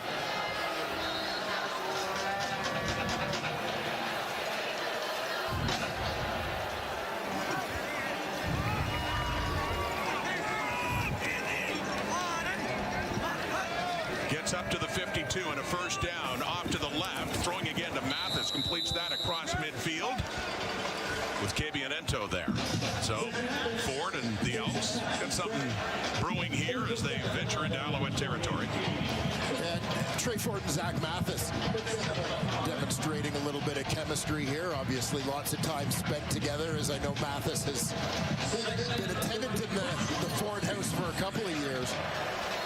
But this part of the benefit, again, I always hate when the supplemental draft comes around and they make reference to a team forfeiting its pick in the first round this year because they used it in the supplemental. No, they didn't forfeit the pick. They used the pick a year early and used it to get good value, I believe, in Zach Mathis. Used it well. 2nd and 5. Pressure on Ford. Can't get away again. Isaac Adeyemi Berglund. Lowell Uguak were in there pursuing, and it's the 3rd sack of the night for the Montreal Alouettes as Ford cannot escape. Isaac Adeyemi Berglund coming from the top of your screen. Quick swim to the inside. Obviously a high motor guy. Managing to trip up the Elks quarterback there. A great signing he's proven to be. Let's go. For Montreal. They counted us out. So the Elks drive stalls, forced a punt. 3rd sack of the season. Adeyemi Berglund. And it heads out of bounds. was no chance at all there for Letcher. One of the prominent defenders, as mentioned, was the Rookie of the Year last year, Nick Anderson. Let's go back to Tom. Yeah, guys, Nick Anderson, a real appreciation for the game last year. Most Outstanding Rookie of the Year award for Anderson. A great year tackle-wise. Him and Niles Morgan, formidable linebackers for the Elks. Now, he was almost out of the game. He didn't get much when it came to opportunities after his time with the New Orleans Saints until Chris Jones came calling. The former Elks general manager and head coach met with him in Jackson, Mississippi, said, what do you think about the CFL? Anderson, I don't really know much about the game and the league. Watched the Saskatchewan Roughriders Edmonton Elks game on YouTube. Started working out at soccer fields to get ready for the upcoming camp in 2024. And he said as soon as he put on the pads and got out there for his first practice session with the Elks, he knew he loved this game more than anything, and he's grateful and appreciative as he makes a tackle there, guys. Yeah, I was going to say, Tom, he just added to his tackle total, although the bad news is for Edmonton, it's after another long gain for Tyson Philpott. Yeah, well executed. Little hitch out to Tyson Philpott. They get it blocked up as he finds the path back to the inside. But credit Nick Anderson. He's involved in the pass rush at the line of scrimmage, and he ends up being the guy to track down the Alouette receiver. All the way to the 46 of Edmonton. And on another pitch, Charleston Rambo, and a little less, but a similar result, at least bursting through and getting it down. A flag coming out, though, as he got it just inside the Edmonton 30.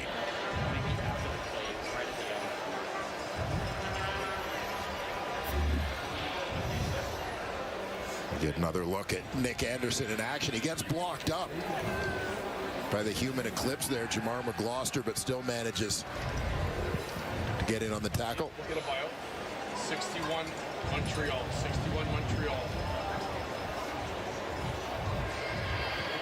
The big right tackle, Jamar McGloster. Illegal low block, Edmonton number 13. It's 10-yard penalty. It's first down. Cordell Jackson, the one who's flagged for the illegal block there, and then another good game. McLeod Bethel Thompson still in at quarterback, and a couple of successful short passes and penalties.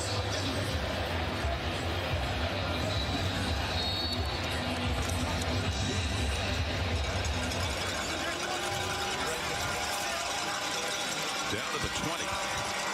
Bethel Thompson in for the injured Davis Alexander. Handing off, going nowhere. Coming right in is Jared Brinkman. And then he gets a little bit of help in Sean Thomas Earlington. So like a little loss of a couple of yards there for the Owls. Well, I talked earlier about the Elks' clear agenda to improve their Canadian talent in free agency. The other rather obvious agenda item for them was to improve the D-line, right? A completely revamped group.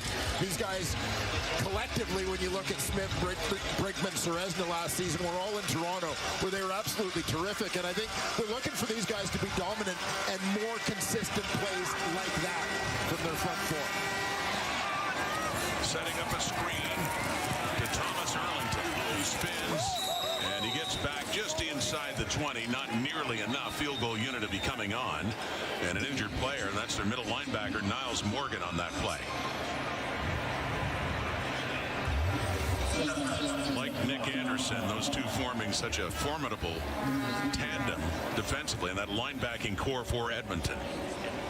And Morgan is down. Yeah, certainly leaders of that group. We had the opportunity to talk a little bit with Nick Anderson this week, and he talked about the chemistry, the unspoken communication between he and Niles Morgan. Now in their second season working together, how they just really have a feel for what each other are going to do. There you see the middle linebacker, number 45, Niles Morgan. Veteran Elk.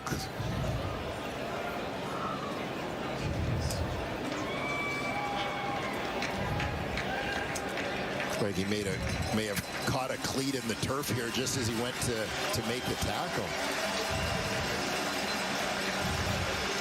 He had quickly got up, no signs of being injured after the tackle was made. I think his and there kind of bounced up on the momentum of his roll, allowed him to get up quickly, but realized he had kind of tweaked something. Looked like he was reaching for his knee. Go back to the stats. So Jose Maltos is on to attempt a field goal and see if he can make it a 28-6 lead, 22-point lead for Montreal if he's good. Mentioned a perfect 6 for 6 in Ottawa last night. There's only one miss. That was in week 1 against the Argos.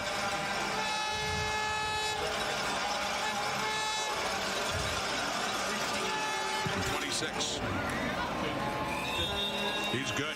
3 more on the board for Montreal. Power, precision, performance. The Lincoln Navigator Cup. Who will have their mic drop moment? July 1st, only on TSN. Jason Moss, his team just gone up a little bit more. Moss coming back to Edmonton, where he's had a lot of success with the Alouettes against his old team. One of them, Niles Morgan. Good to see he's up and around after that injury, but the hole gets a little deeper for the Elks. Late here in the third quarter, down now 22 points after that field goal by Maltos. Trey Ford, 12 of 15, but only 76 yards and a pick. Rolling to his right to throw again. Does. Deep. Right. Open. Dunbar. Stephen Dunbar with the catch. Kind of big play. That Elks offense needs a lot of right now. Well, nice job in protection here. Get Trey Ford out on the edge. You know, and maybe something of his comfort zone. Look at the right foot. Just in bounds. 40-yard pickup down the rail for Stephen Dunbar. As you mentioned earlier on, his second stint here in Edmonton. Started his career in Hamilton. Came to Edmonton for a year as a free agent. Back to Hamilton for a year and now returning to the green and gold. Biggest offensive play for Edmonton in this game. Flushed out of the pocket. Dumping it off from Mathis. And he backpedals after catching it. That's in the last play of the third quarter. This should be quarter time now. And it is. Edmonton again has something going, but they need more than just something going. And they move down the field. They need points. A whole lot of them in the final 15. Alouettes add to the lead. 28-6. Heading to the fourth. Through 3 quarters, the Alouettes in front 28-6. They lost quarterback Davis Alexander, but still managed to put more points on the board with McLeod Bethel-Thompson. Yeah, and really not missing a beat. Bethel-Thompson, they gave him a couple of quick hitters. Got the hitch game going using both Bill Pott and Charleston Rambo to, I think, let him get a little bit of confidence, let him get in a little bit of a groove, and obviously with a veteran guy, that didn't seem to take long. And the defense, too, of course. Good performances in the first 2 games. That continues. Only 6 points on the board so far for Montreal. And got some pressure in Trey Ford and able to stop him as well. Davis Alexander. It looks like he wants to come back in, but no official word on whether or not his day is done. You think with this lead heading to the fourth and that defense playing the way it's playing, that might be it for him. Handing off Justin Rankin. They got it down inside the 20. They've got a first down. So the Elks looking for that end zone. They've got a couple of field goals. Still no touchdowns on the night. Justin Rankin doing what he does. Lowering his shoulders and moving the pile here. To advance the sticks and give the Edmonton Elks a fresh set of downs. Fresh off that big play we were looking for. Trey Ford to Stephen Dunbar. That has Edmonton thinking end zone here. That was a 40-yard play. Gets them down closer. They're inside the 20. And handing off to Rankin again. And just not much doing there. A crowd at Emmy Berglund and Beverett. And Taraku. Good job. This Alouette defense. This has been a trademark. And Jason Moss's time and even before. But the defensive talent they had, certainly their Grey Cup year and since. And it's funny when the most outstanding player, defensive player in the East Division a year ago, Therese Beverett, a guy who has just filled every column of the stat sheet the last couple of years, has had a quiet day. Pressure on Trey Ford. Big chase. Gets into the end zone for an Edmonton touchdown.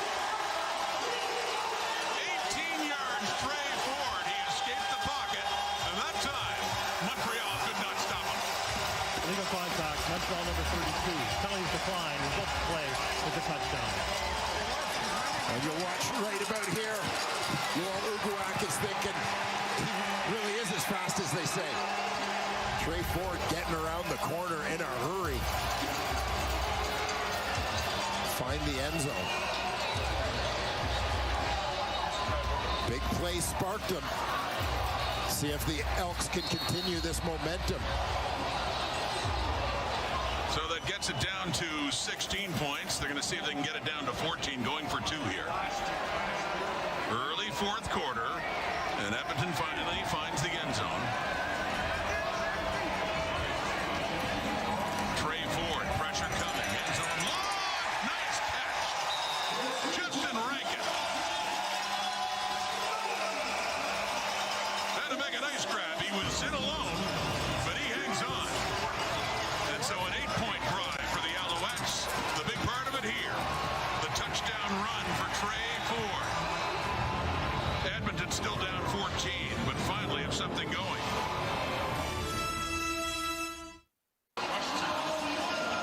Trey Ford getting his ankle taped after a 6-play, 75-yard drive that he ended with that 18-yard run for the touchdown. Yeah, signs of life here for the Edmonton Elks. Here we'll see the speed of Trey Ford. You know, this is a guy who is not just fast for a quarterback. Like, Trey Ford is a guy who, if he were a receiver, running back, defensive back, whatever, would still be considered fast.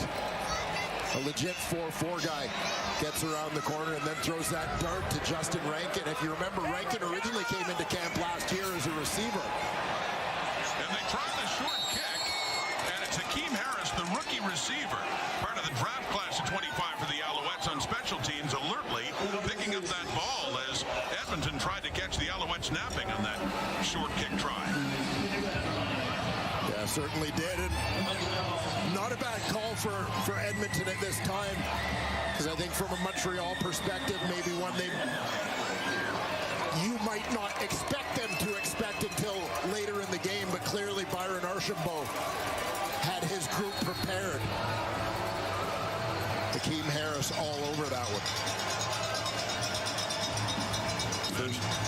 First year man out of Davenport University, D2 school. So Alouette football, McLeod Bethel Thompson remains a quarterback, 4 for 4 for 60 yards, call it 5 for 5, and more yardage here from Stevie Scott with a flag coming out. Gets it down near first down yardage, well into the Edmonton Elks zone. And a late hit.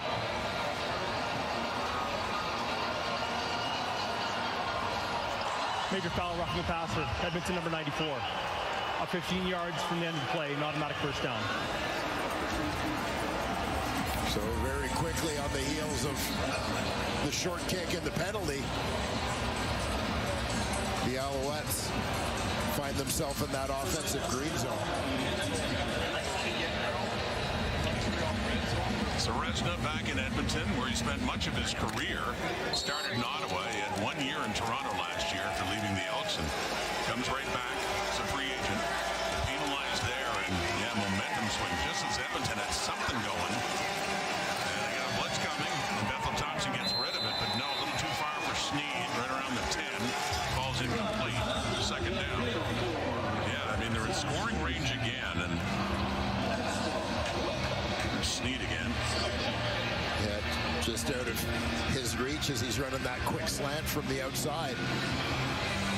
You know, I'm sure that there will be some debate about the decision to short kick at that time. As I said, I don't mind it, because I think you're hoping doing it at that time that if it works, it's brilliant. Yes, right? Exactly. Second down. Flags out. They get Bethel Thompson. MPT goes down. Noah Taylor in there and the pressure, and Jalen Garnes, their first year Elk.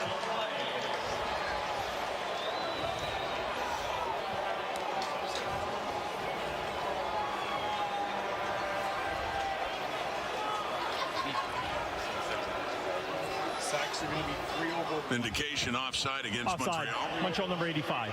Penalties declined. It's third down. Already in field goal range, so they declined. And field goal situation coming up here for Jose Saw Garnes in on the play, newcomer this season. Noah Taylor, I thought was a nice mid-season addition for the Elks last year. Nice add to their defensive line rotation. Jose Maltos 2 for 2. Longest to 26. This one coming outside the 30. 3 for 3. With his trademark, show me your right biceps. Jason Mott's team answer with 3 back. Has not been an easy home debut for that man. Mark Hill, born in Edmonton, moved to Lethbridge and coached in other parts in Alberta. Cochrane won championships there in high school. And of course, Calgary Stampeders there for 2 decades, and many of them spent as special teams coordinator. Yeah, and a guy who's been talked about as a head coaching candidate in this league for a number of years. And his offense on the field and a deep shot from Ford. He wants Dunbar. A flag comes out. Ento in the coverage. And doesn't like the call, but it was just one-on-one. And looks like Ento gets flagged as they do pick up a lot of yardage on the penalty here. I think there could be some debate about the catchability of this football when you see where it lands. But yeah, maybe if Dunbar, a taller receiver, is able to keep his stride, he has a chance to maybe go up and get that one before it drifts out of bounds. Accidental pass interference, Montreal number 48. This is a 10-yard penalty and an automatic first down. So not spotted the foul. Yeah. The accidental part still works in the Elks' favor, but just 10 yards instead. Yeah, clearly you can see the right call as their feet got tangled. Both guys are just running. Ento still doesn't agree, but that'll move it up to the 50 of the Elks and down 31-14.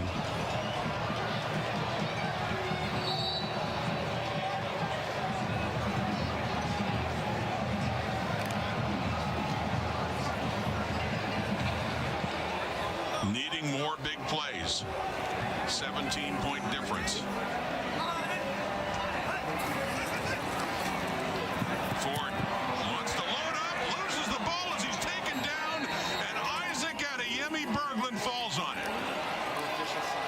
His second fumble recovery, the other one in week 1, went for a touchdown against the Argos.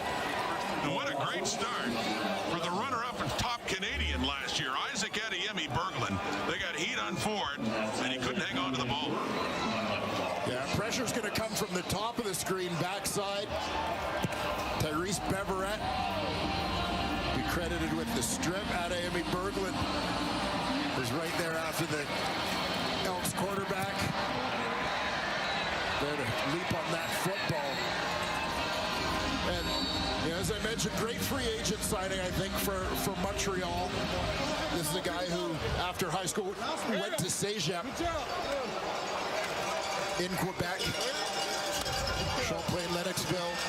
Got a French immersion student through high school. In Dartmouth, Nova Scotia. So very comfortable in the province of Quebec, in Montreal, feeling right at home. But even sort of economically speaking in the Canadian Football League, to me, this is a young guy who is continuing to improve, hasn't reached his ceiling yet. Just continuing to get better, more of a force this year already than he was last season. Not a bad start to the season. He's got three sacks, got a couple of fumble recoveries, and a touchdown. So after the carry by Thomas Erlington, it's in the hands of Cole Speaker down inside the 25. And that will be a first down. McLeod Bethel Thompson, the quarterback, since the injury earlier in the half to Davis Alexander. Yeah, and you mentioned earlier Davis Alexander, champing at the bit a little bit on the sidelines to get back in this ball game. But I mean, this is part of the reason you go out and get a veteran. Davis Alexander, we hope, will be fine, ready to play the next game. But you've got a veteran guy in whom you have faith that you don't have to put Davis Alexander in a compromised position here. Both of these teams certainly fit when it comes to quarterback depth. And back on the ground, and a big carry here for Sean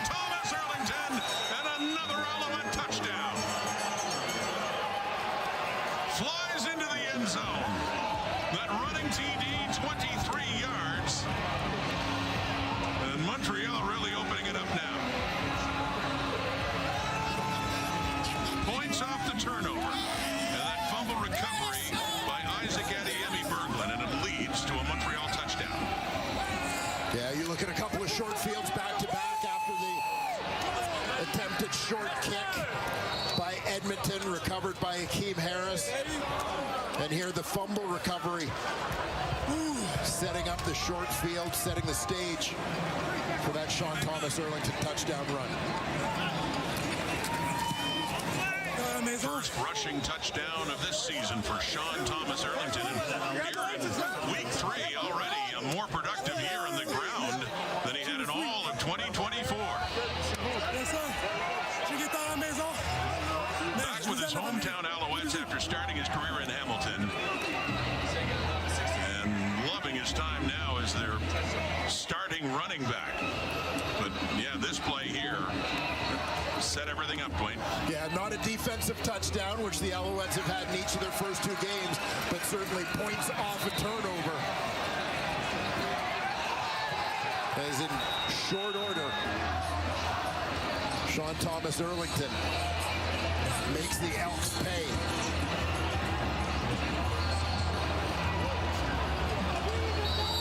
Took 2 minutes and a second off the clock to go 36 yards and move ahead 38-14. This Montreal team, they started great last year too. We'll remember how they ended in 2023, winning 9 straight, including the Grey Cup, and then they won their first 5 before they launched last season. And looking at a 3-0 start here, Arkell Smith and the kick return. Trey Ford is coming back on now.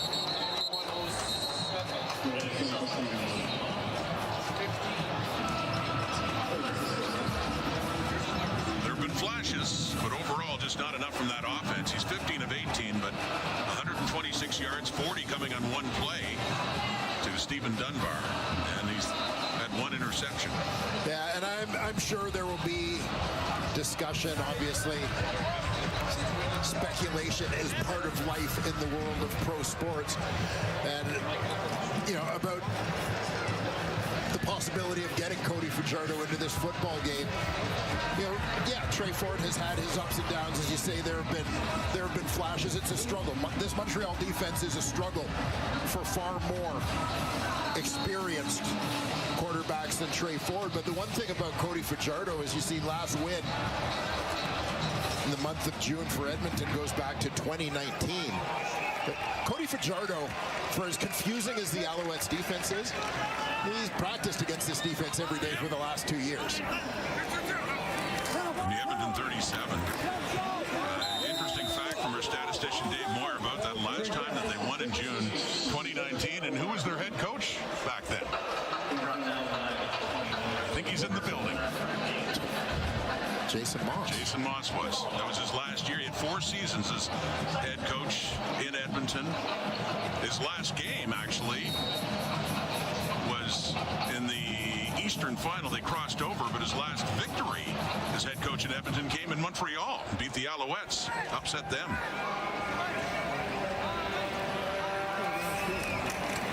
Second and 2. Rankin has to fight for it. He does get it. Just barely. And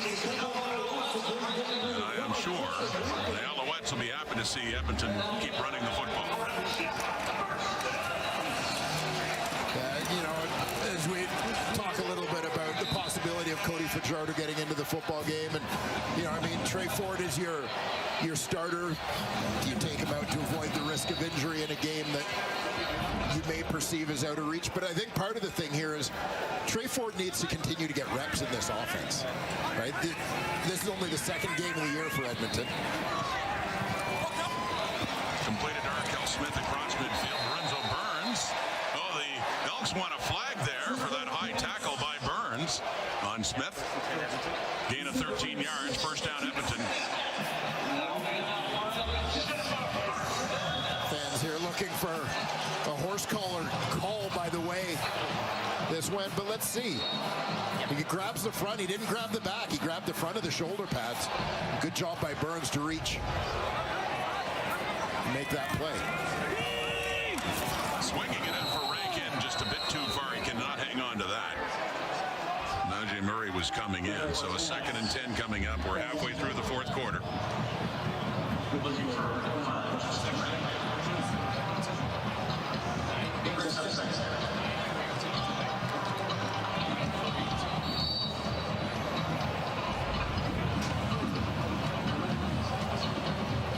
producer, Chris Edwards.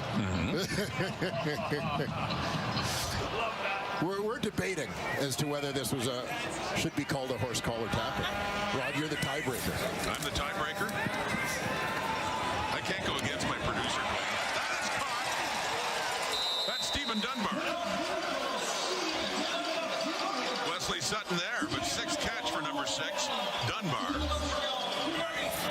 Down to the 33, the Alouettes.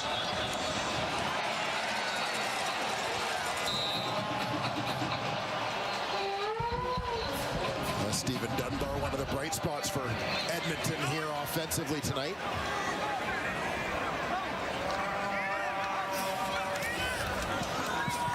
First down, deep look, down at the 5, touchdown. Curly Gittens. And the coverage was right there. Hung on to the ball and just fell into the end zone.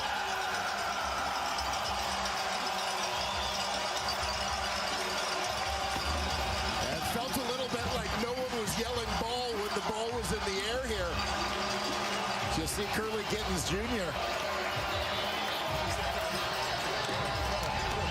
Maybe Marc-Antoine Dubois just misjudged the trajectory of that one.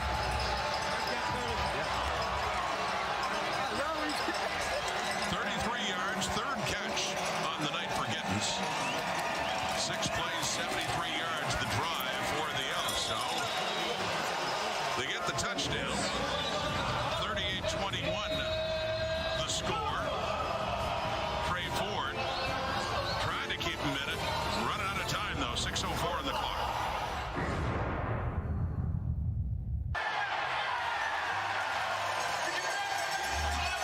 Curly Gittens Jr. with the touchdown. Marc-Antoine Dubois is manned up on him. Tywon Mullen, listed as the nickel linebacker, is essentially the free safety here. So Dubois on the number 3 receiver. He's running in his hip. Mullen a little late to get over there. Ball thrown to the outside by Trey Ford. Allows Curly Gittens Jr. to make that catch just over the defender and into the end zone. A little interesting to me that the Alouettes didn't go for 2, as the 1-point convert leaves them down 17, a 3-possession game. 2-point convert Would have made it 2 scores. Yeah, the Elks would have been down 2 possessions. By 16, so it's Letcher on the return. And now the defense for Edmonton really has to stand up. It's out of Amaga Clements, good special teamer for the Elks out of Nebraska. Back comes McLeod Bethel Thompson in at quarterback. Much of the second half after the injury to Davis Alexander.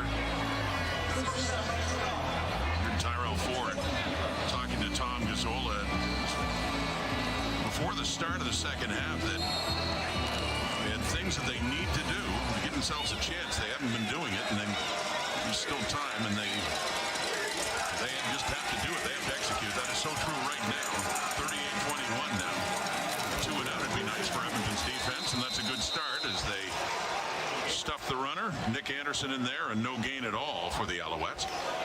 Well, one of the things Jason Moss talked about is one of the greatest positives he took away from Montreal's Week 2 win in Ottawa was the way they closed out the game. They were able to run the ball very effectively down the stretch of that game, not give Ottawa a chance to get a possession and get back into it. Travis Tice had a lot of the carries down the stretch. He's not in the lineup tonight.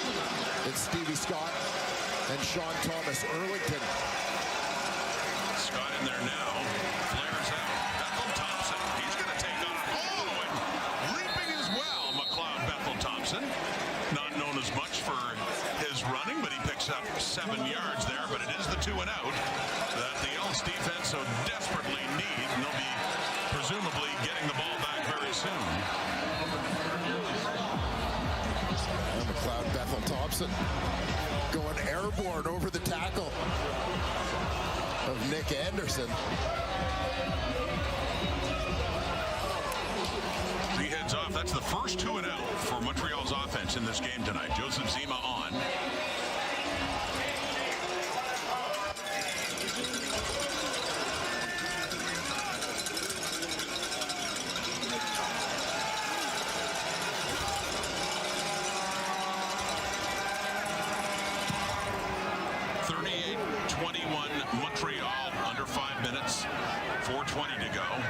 Javon Lake.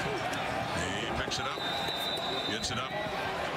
Across the 25. There's Dwayne Mandrusiak, longtime legendary equipment manager. Now we can say in his 50th season with Edmonton as he's brought back by the organization. Let's go back to Tom. Yeah, Rod, a good story all around with Dwayne Mandrusiak coming back for his 50th season. A lot of people are very happy about that around here, as well as Al's head coach Jason Moss, who said he is grateful that his former teammates Ed Hervey and Chris Morris brought Mandrusiak back. He says that Mandrusiak's one of the first guys that he thinks of with the Edmonton organization anytime he's thinking about the green and gold. And he says he's got nothing but the utmost respect for Mandrusiak, who started with the club way back in 1971. This year, guys, joint role community and historian. Perfect for Mandrusiak, who's in his 60s now. Absolutely, Tom. No question. Loel Uguak throwing up the ball. They punched it out of Justin Rankin, but not ruled a fumble as his progress had stopped. That red in there. Yeah, Rankin. Kind of an awkward position. He was held up, so he hadn't gone down, but as you said, if his forward progress was ruled stopped, the play was dead. I just want to follow up what Tom is talking about. With Dwayne Mandrusiak, you think, as you look at this again, punched out by Adeyemi Berglund, but you think of what Dwayne Mandrusiak experienced with this organization, their legendary years in the 70s and the early 80s when they won the Grey Cup 5 straight times. He was there. The ruling on the field is that forward progress is stopped by the ball carrier at second down. He knew that such a well-respected equipment manager for decades in the Canadian football league. Yeah, well, you know, I think so often of the long-time equipment managers in this league, guys like Dwayne, George Hopkins in Calgary, Danny Webb in Toronto. Like, these guys are the lifeblood of the organization, and you know, have typically longer histories than anyone in the organization. So you mentioned Dwayne's role now. He is obviously overqualified for the job, but great to see him back in green and gold. It's Ford on the move in a 2nd and 9. Coming back for it is Gittins, who had a touchdown earlier. It's a catch for Curly Gittins. And by the way, you talked about George Hopkins, your old equipment manager in Calgary. The two of them, Mandrusiak and Hopkins, inducted into the Alberta Sport Hall of Fame this year. And very deservedly so. Absolute legends.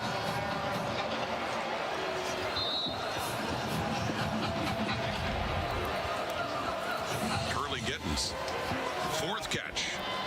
And some big ones, of course, the biggest being that touchdown grab that he had, the 33-yarder earlier. With 38-21, heading down to 3-minute time. And still lots of work to do, and that won't help as it falls in front of Javon Lake incomplete. Yeah, the Elks are staring at an 0-2 start. June has not been kind in the last few years. 0-3, 0-9, 0-7. Those are the last 3 starts. Now, quite possibly 0-2 as Montreal looks to improve to 3-0. Yeah, these teams, the reverse images of each other. Montreal, the team that has become great starters in recent years. 2nd and 10, Edmonton 47. And softer toss to Dunbar. And a good tackle on the play by Lorenzo Burns to halt him at the 50. And a 3rd down and long is coming in 3-down territory for the Edmonton Elks now, with a 3-minute warning being issued. And it's still the Alouettes comfortably leading it by 17. We'll be back.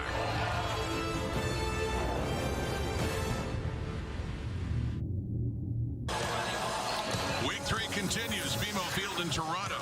Saskatchewan against the Argos, the defending champions, and another visit for A.J. Ouellette. A good game last week against the Hamilton Tiger Cats. Even the Riders 2-0. The Argos an 0-2 start. You can watch it Friday Night Football tomorrow night on TSN as Week 3 keeps going. It's the Elks. Zach Mathis grabbed there by Kavion Ento, and a 1st down for Edmonton. 2:44 to go. Yeah, uphill battle down the stretch here for the Elks, but if they're going to go down, they're going to go down swinging. Just battling away here, Montreal. Can be a little bit more conservative, obviously, given the circumstances here. Blitz coming. Dubois couldn't get him. Takes a long touchdown. Keon Julian Grant. 52 yards. Another big TD toss by Trey Ford. As Edmonton is not going quietly. Just as I suggested that Montreal could be a little bit less aggressive, their free safeties at the line of scrimmage on the blitz. Marc-Antoine Dequoy coming off the left edge. He almost has a shot at Trey Ford, but meanwhile on the back end, with no Dequoy, the Elks and Keon Julian Grant are able to go over the top. How good does that feel for number 11, who started his career out of St. Effects with the Montreal Alouettes, and a touchdown catch in the Eastern Final last year. Julian Grant moving on to the Edmonton Elks, and he's got a TD against his old team, and 2.5 minutes. There have been greater comebacks in CFL history, you can be sure of that. It's down to 10 points, 2:35 in the clock, but once again, Edmonton needs their defense to stand strong. Julian Grant going to hit this one out of the slot. Just watch the gap in the middle of the field. Absolutely no one there. Ento trying to collapse on him from the outside. Mullen was deep in the middle, trying to get over there.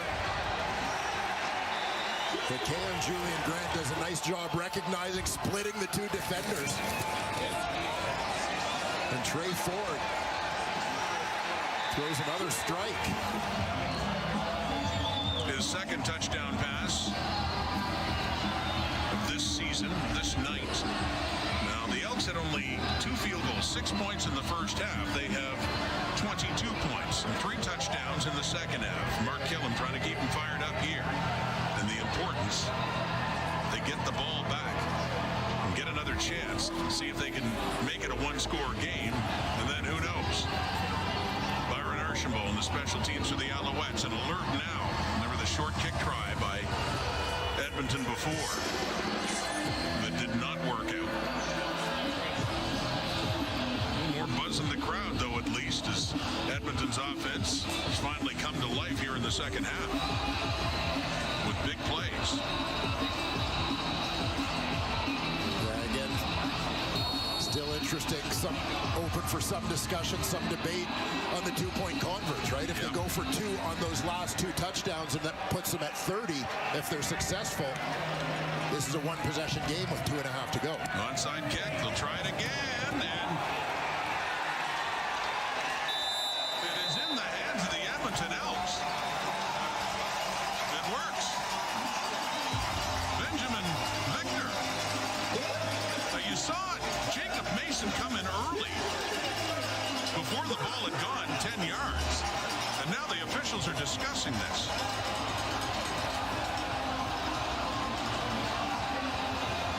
So Mason of the Alouettes had a crack at it. And there's a player down. This from Previous plays under review by the replay center. Yeah, I believe one of the Edmonton players, Zach Mathis, had the boom lowered on him by Vincent Gagné. Alexandre Gagné, excuse me.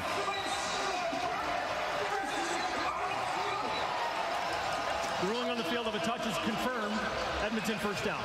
So it works. Mason the first to touch it with the Alouettes, and Benjamin Victor on the Blanchard short kick gives Edmonton the football.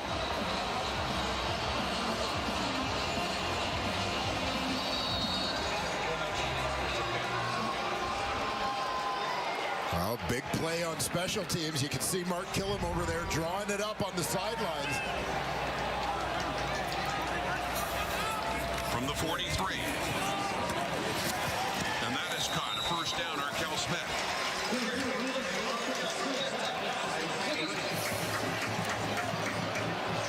Check that, a couple of yards shy of the first down, but it crossed the 50. But Trey Ford's number is now 25 of 30 for 277. 2nd and 3 coming up. Pressure coming, and there are hands in the passing lane again for the Alouette defense, intended for Gittins, but 3rd down, Montreal. And never a surprise with Montreal that there are hands in the passing lanes. what they do.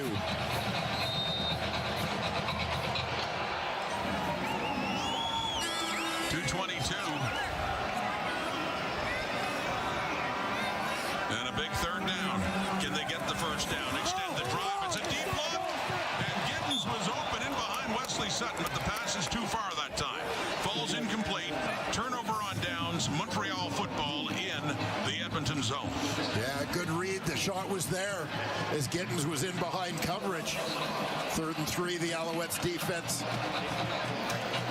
likely anticipating something shorter. Giddens, the middleman of those 3 receivers, into the boundaries, stems to the inside, bounces it out, gets in behind Sutton. That one just sails a little bit on Trey Ford. So right around the 51 of the Edmonton Elks, the Alouettes offense back on. McLeod Bethel Thompson at quarterback. And handing off, Stevie Scott picks up 2, maybe 3 at most. Timeout, Edmonton. Big timeout coming here for the Elks. Still trying to get the ball back. 10-point deficit, 2:14 to go. Defensive coordinator J.C. Sherritt. What a great player he was. Yeah, well, think about this guy, one of the great linebackers in CFL and Elks history, coaching a pretty good tandem, as we've talked about a lot, in Niles Morgan and Nick Anderson over there. J.C. Sherritt was CFL Defensive Player of the Year back in 2012. At 8 solid seasons for the green and gold.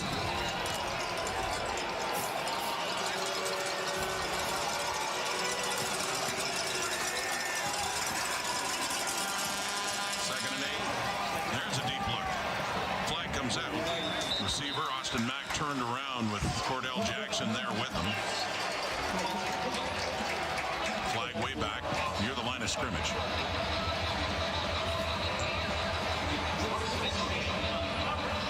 And this one will be against the Outside, Alouettes. Montreal number 6. Penalties declined. It's 3rd down. So the Elks, 10 points down, 2:09 to go, will get the ball back. This time further back, presumably, on the punt coming up here from Joseph Zima. Yeah, Elks are going to put 2 returners back because they don't want this ball to sort of get kicked to the wide side away from the returner. Don't want to let the ball get on the ground. They want to have a chance to return this.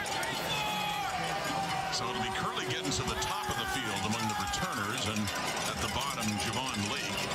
See where Joseph Zima places this one. Excellent directional kicker, puts it Giddens' way. 37-yard punt. And a flag does come out, getting up to the 20. Alex Gagne. Racking up the special teams tackles, by the way, so Getting the far this return, season. illegal block. Edmonton number 38. 10-yard penalty, 1st down to Edmonton.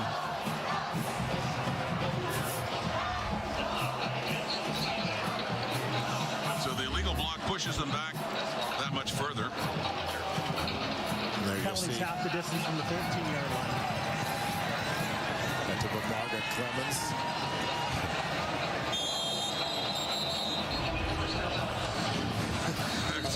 Alex Elks going, yeah, let him know. Yeah. Well, hey, an early leader in special teams tackles and had 8 already in 2 games coming into this one. From the end zone. Now again, receiver getting away, Giddens. Just slightly in behind, but that's too far. You see Giddens coming out of the slot, the inside receiver here. Little change of pace type move. Again, just unable to connect.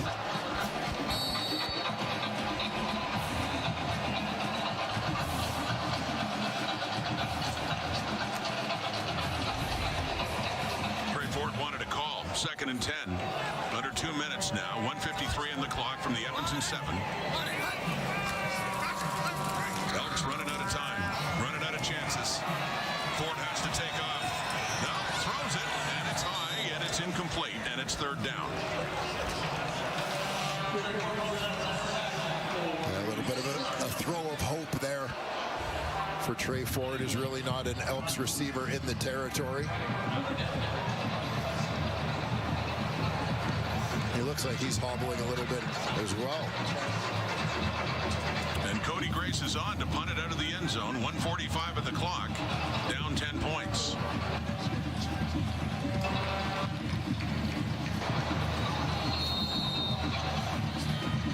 Oh, certainly flashes for the Elks offense, things to build on, but still lots of things to work on. So Grace gets it away. And Montreal football in midfield is James Letcher, a punt of 52, but it's getting academic now for the Elks and the Alouettes. Heading down to 1.5 minutes till a two-score game. McLeod Bethel Thompson back in. See if they can hang on to the ball and put this one away for Montreal.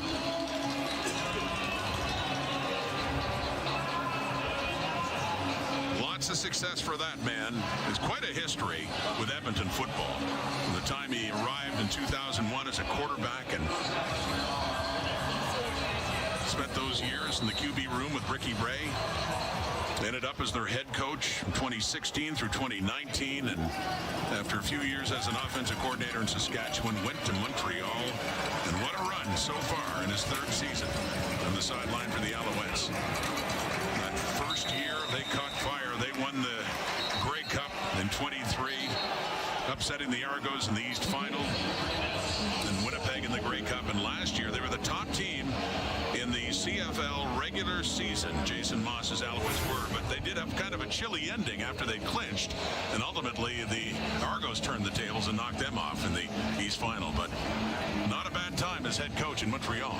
Yeah, and I mean, when you look at the overall record, not a bad time in Edmonton either, but yeah, certainly Montreal, you know, we've talked to Jason about this before. He has just been the right coach at the right time with that team. And, you know, obviously the fit between he and general manager Danny Machocha, with whom he goes way back to their time as coach and quarterback here in Edmonton. Danny Machocha. Whistled down with before the snap of the ball. Montreal. Alouettes taking a timeout. But it's a tandem that, again, the general manager, Danny Machocha, there he is. He won a Grey Cup as a head coach here in Edmonton. Back in 2005, he was general manager here. And they got to know each other so well from their Edmonton days when he went out to get a head coach, Danny Machocha. Moss was his guy back in 2023. Please reset the game clock to 1:09. 1:09, please. You know, obviously both guys remaining in football, but despite going in different directions for a number of years. But one of the things that stood out to me, I remember finding a quote a few years ago where when Danny Machocha reacquired Jason Moss and brought him back for a second stint in Edmonton, and his quote was, "We've got our leader back." Right. And you know, it has always stuck with me that that's something that he said about Jason Moss, you know, many years before he hired him as a head coach. Yeah. You know, Jason wasn't being brought back to be the starting quarterback, but to be a backup in that situation. But Danny recognized those leadership qualities and how valuable Jason was to have around, and how much he could impact a team. And when he was looking for a head coach for his Montreal Alouettes, clearly he remembered that as well. Well, he needed a job after losing his as Saskatchewan's offensive coordinator, and Machocha brought him in, and what a payoff in 2023 as they win the Grey Cup together. And now about to go to a 3-0 start.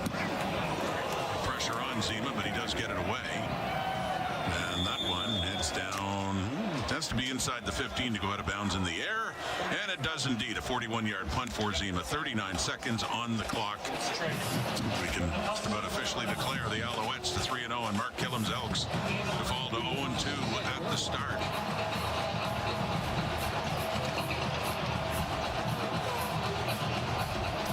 Early growing pains for a new group still familiarizing themselves with one another here in Edmonton. But You know, one of the things we talked to Mark Killam about the last couple of years in Calgary, that there were some tough times. One of the things Mark said he really strove to do as a coach was to remain positive, continue to bring the same energy regardless of what the team's record was. And I'm sure he'll do the same thing here as head coach of the Edmonton Elks. Perhaps fitting, given that Alouette front, how dominant. The second sack of the season for Montreal Alouettes, as they have dominated again. And there's Davis Alexander.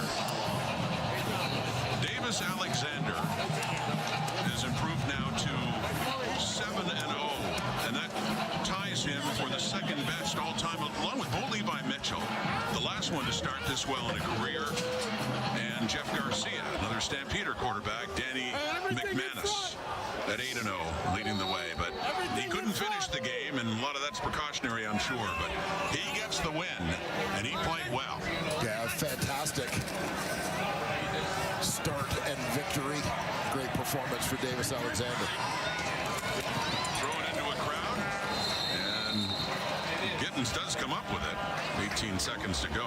By the way, 5 sacks on the night for the Alouette defense. That defense has been so strong, despite the flurry of points, if you will, in the second half for Edmonton to stay close in the game. There's the GM, Ed Hervey.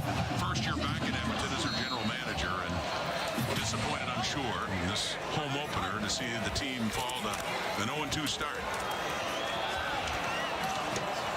Off to Leak, and he falls down. And the Alouettes ready to move up. Red Blacks playing their third game coming up. That'll be on Saturday. The Argos playing tomorrow night against Saskatchewan.